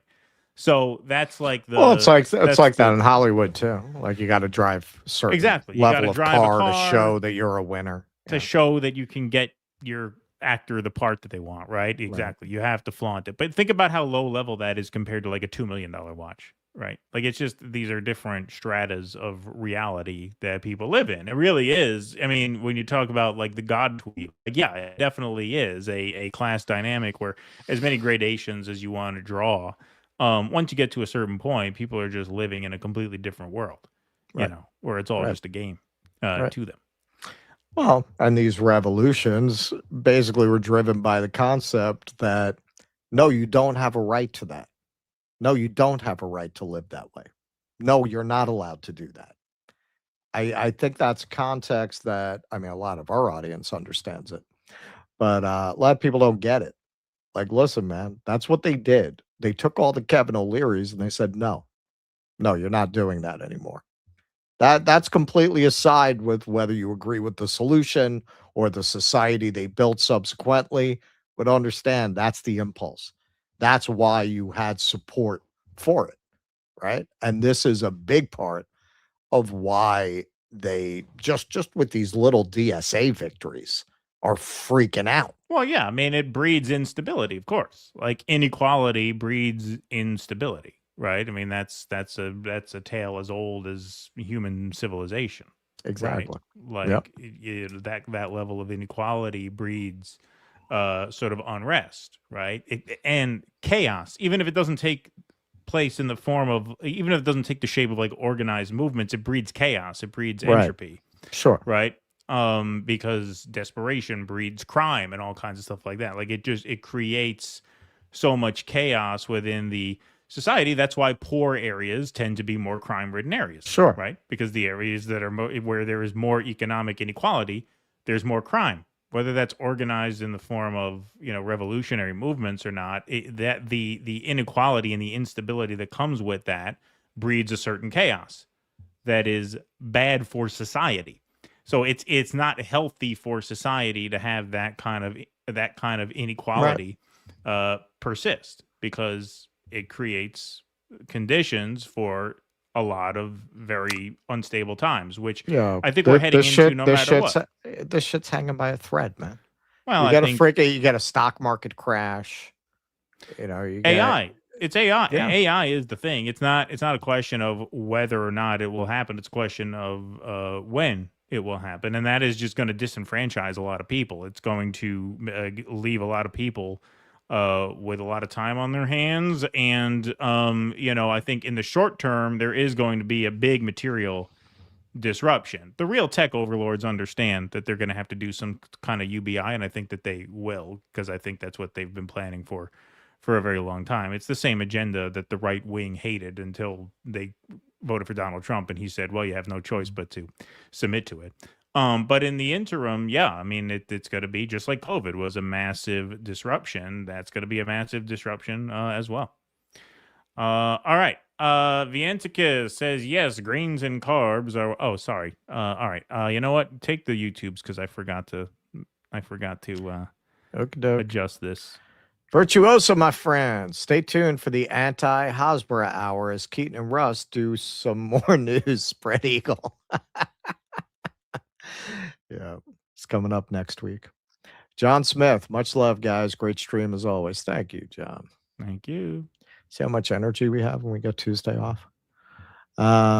Shy Guevara, 2 bits for Python and Eisenstein at one show.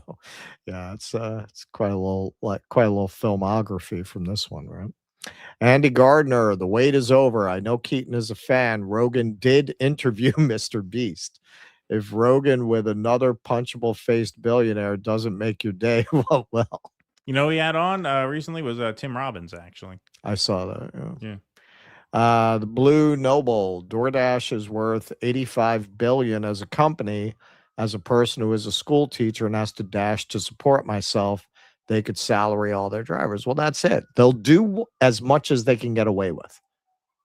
JMG, just FYI, Keaton, only 1/5 of Americans think that 9/11 was an inside Yeah, it's a pretty job. big number, actually. I mean, when you think about it, You better get to work. It's a pretty pretty big number. What percentage believe that COVID resulted from Chinese experiments on human bat chimeras? You have numbers for that? J.D. Santos. So well said, Russell. Cannot tell you how much I appreciate you both. Is this from the Cooter segment there? Pete Sweet. Capitalists succeeded eliminating the cost of labor with AI. Do you really believe they're going to give UBI when the other option is more profitable? I tend not to be in agreement with my friend here. I think they're going to let people die unless they are put in a position where they feel endangered by not giving them something. I think they're happy to let you die in the street. They talk about it openly. Yeah, but that breeds too much instability, too much chaos. They talk about it openly.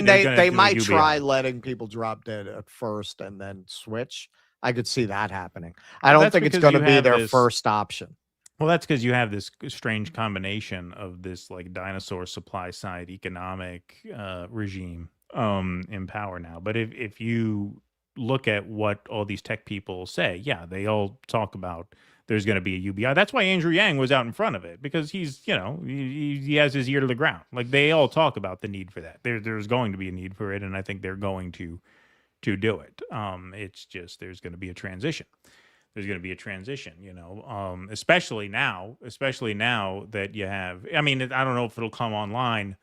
I don't know if the AI will come online in that capacity within the next couple of years. But, Elon said by 2036, you're not going to need money anymore. I think he says that because he knows it. Is he giving his money away then? That's my guess. Well, I mean, you have to. I mean, I don't know if he's giving his money away, but no, that's what their plan. I mean, if you don't need it, yeah. I mean, yeah, right, exactly. Kind of weird to be a trillionaire and then have money not mean anything, right? Ventriloquists get a lot of crap for being. No, sorry. What the hell happened here? Oh, there it is. Vientikis. It's pretty simple. Liberals are openly gay, conservatives are closeted gays, centrists pretend gay doesn't exist, and libertarians just try to confuse you about their gays. Vientikis. This is why they wanted America to be a melting pot. It's a true lesson from the story of Tower of Babel. Divided language and culture pits people against each other, and they forget the wisdom. That's right. I agree with that. Actually, I'm going to contradict you, Russ. They do care if you die in the street simply because you're only allowed to die in the way they want you to. Soylent Green, it's made out of people. Yeah. They'll still get angry for not being able to die more than once. You two have to meet up at some point, so Russ has new reading material while he's on the toilet. I can't believe I'm still finding typos. Well, you only gave me one of your books. You gave me the other series, but you only gave me one electrician's book there. Rebel Seer saw Hadestown the film yesterday. Spectacular. Oh yeah? What is that? Supposed to be good. It's a Broadway show. It's an adaptation of Dante. Oh, interesting. They call it Hadestown the film. It's a musical. Yeah, because they adapted it to a movie. Yeah. Right. All right. What do we got over here? Got any more? I got a couple more. Couple more came in. Why is my computer all slow? George Gunnell, great segments on the crushing of working people. Any chance y'all might offer union-made merch in your online shop?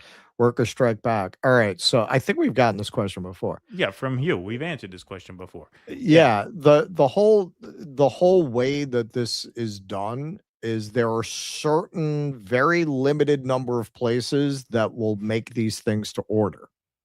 The only way to do that would be you'd have to order like a factory sized order where they would, it's not feasible for the amount of merchandise that we move, which is almost non-existent, that we're going to order like 5,000 of t-shirts so that you could have a union shop make it. Otherwise you're dealing with like, we don't use Cafe Press, right? But it's something similar. Yeah. Bonfire. Yeah. Yeah. Cause they'll make it as orders come in. So you're very limited in your choices. Right. Jay DeSantis, it was your take on Dennis Leary. Thank you. Okay. Kevin Leary. Dennis Leary. But I think he put D Leary. Yeah, D Leary. Okay, where is our donation? Sorry, because I already closed that. I got one more here from Vientikis. The other series is 2 sets. That's what I'm talking about. Oh, okay. Got it. Russ, read it. You'll learn something. I mean, it's 2 sets of the other series. You know what I mean. Yeah, I know what you mean. I know what you mean, Vientikis. Thanks very much. All right, everybody. That's our show. Appreciate you all. We will be back on Sunday evening at 7 p.m. with Joel Whitney and more news of the week. Appreciate you all for being here. Thanks to the YouTubers. Thanks to the Rumblers. Thanks to the mods for keeping the peace in the Don't chat. forget, that's your homework. There you go. Thanks by Joel Whitney. Get your hands on the book between now and then. Thanks, everybody, very much for being here. Appreciate you all until we see you again. Thanks very much for spending the afternoon with us. Be safe and be well. Courage! Please clap.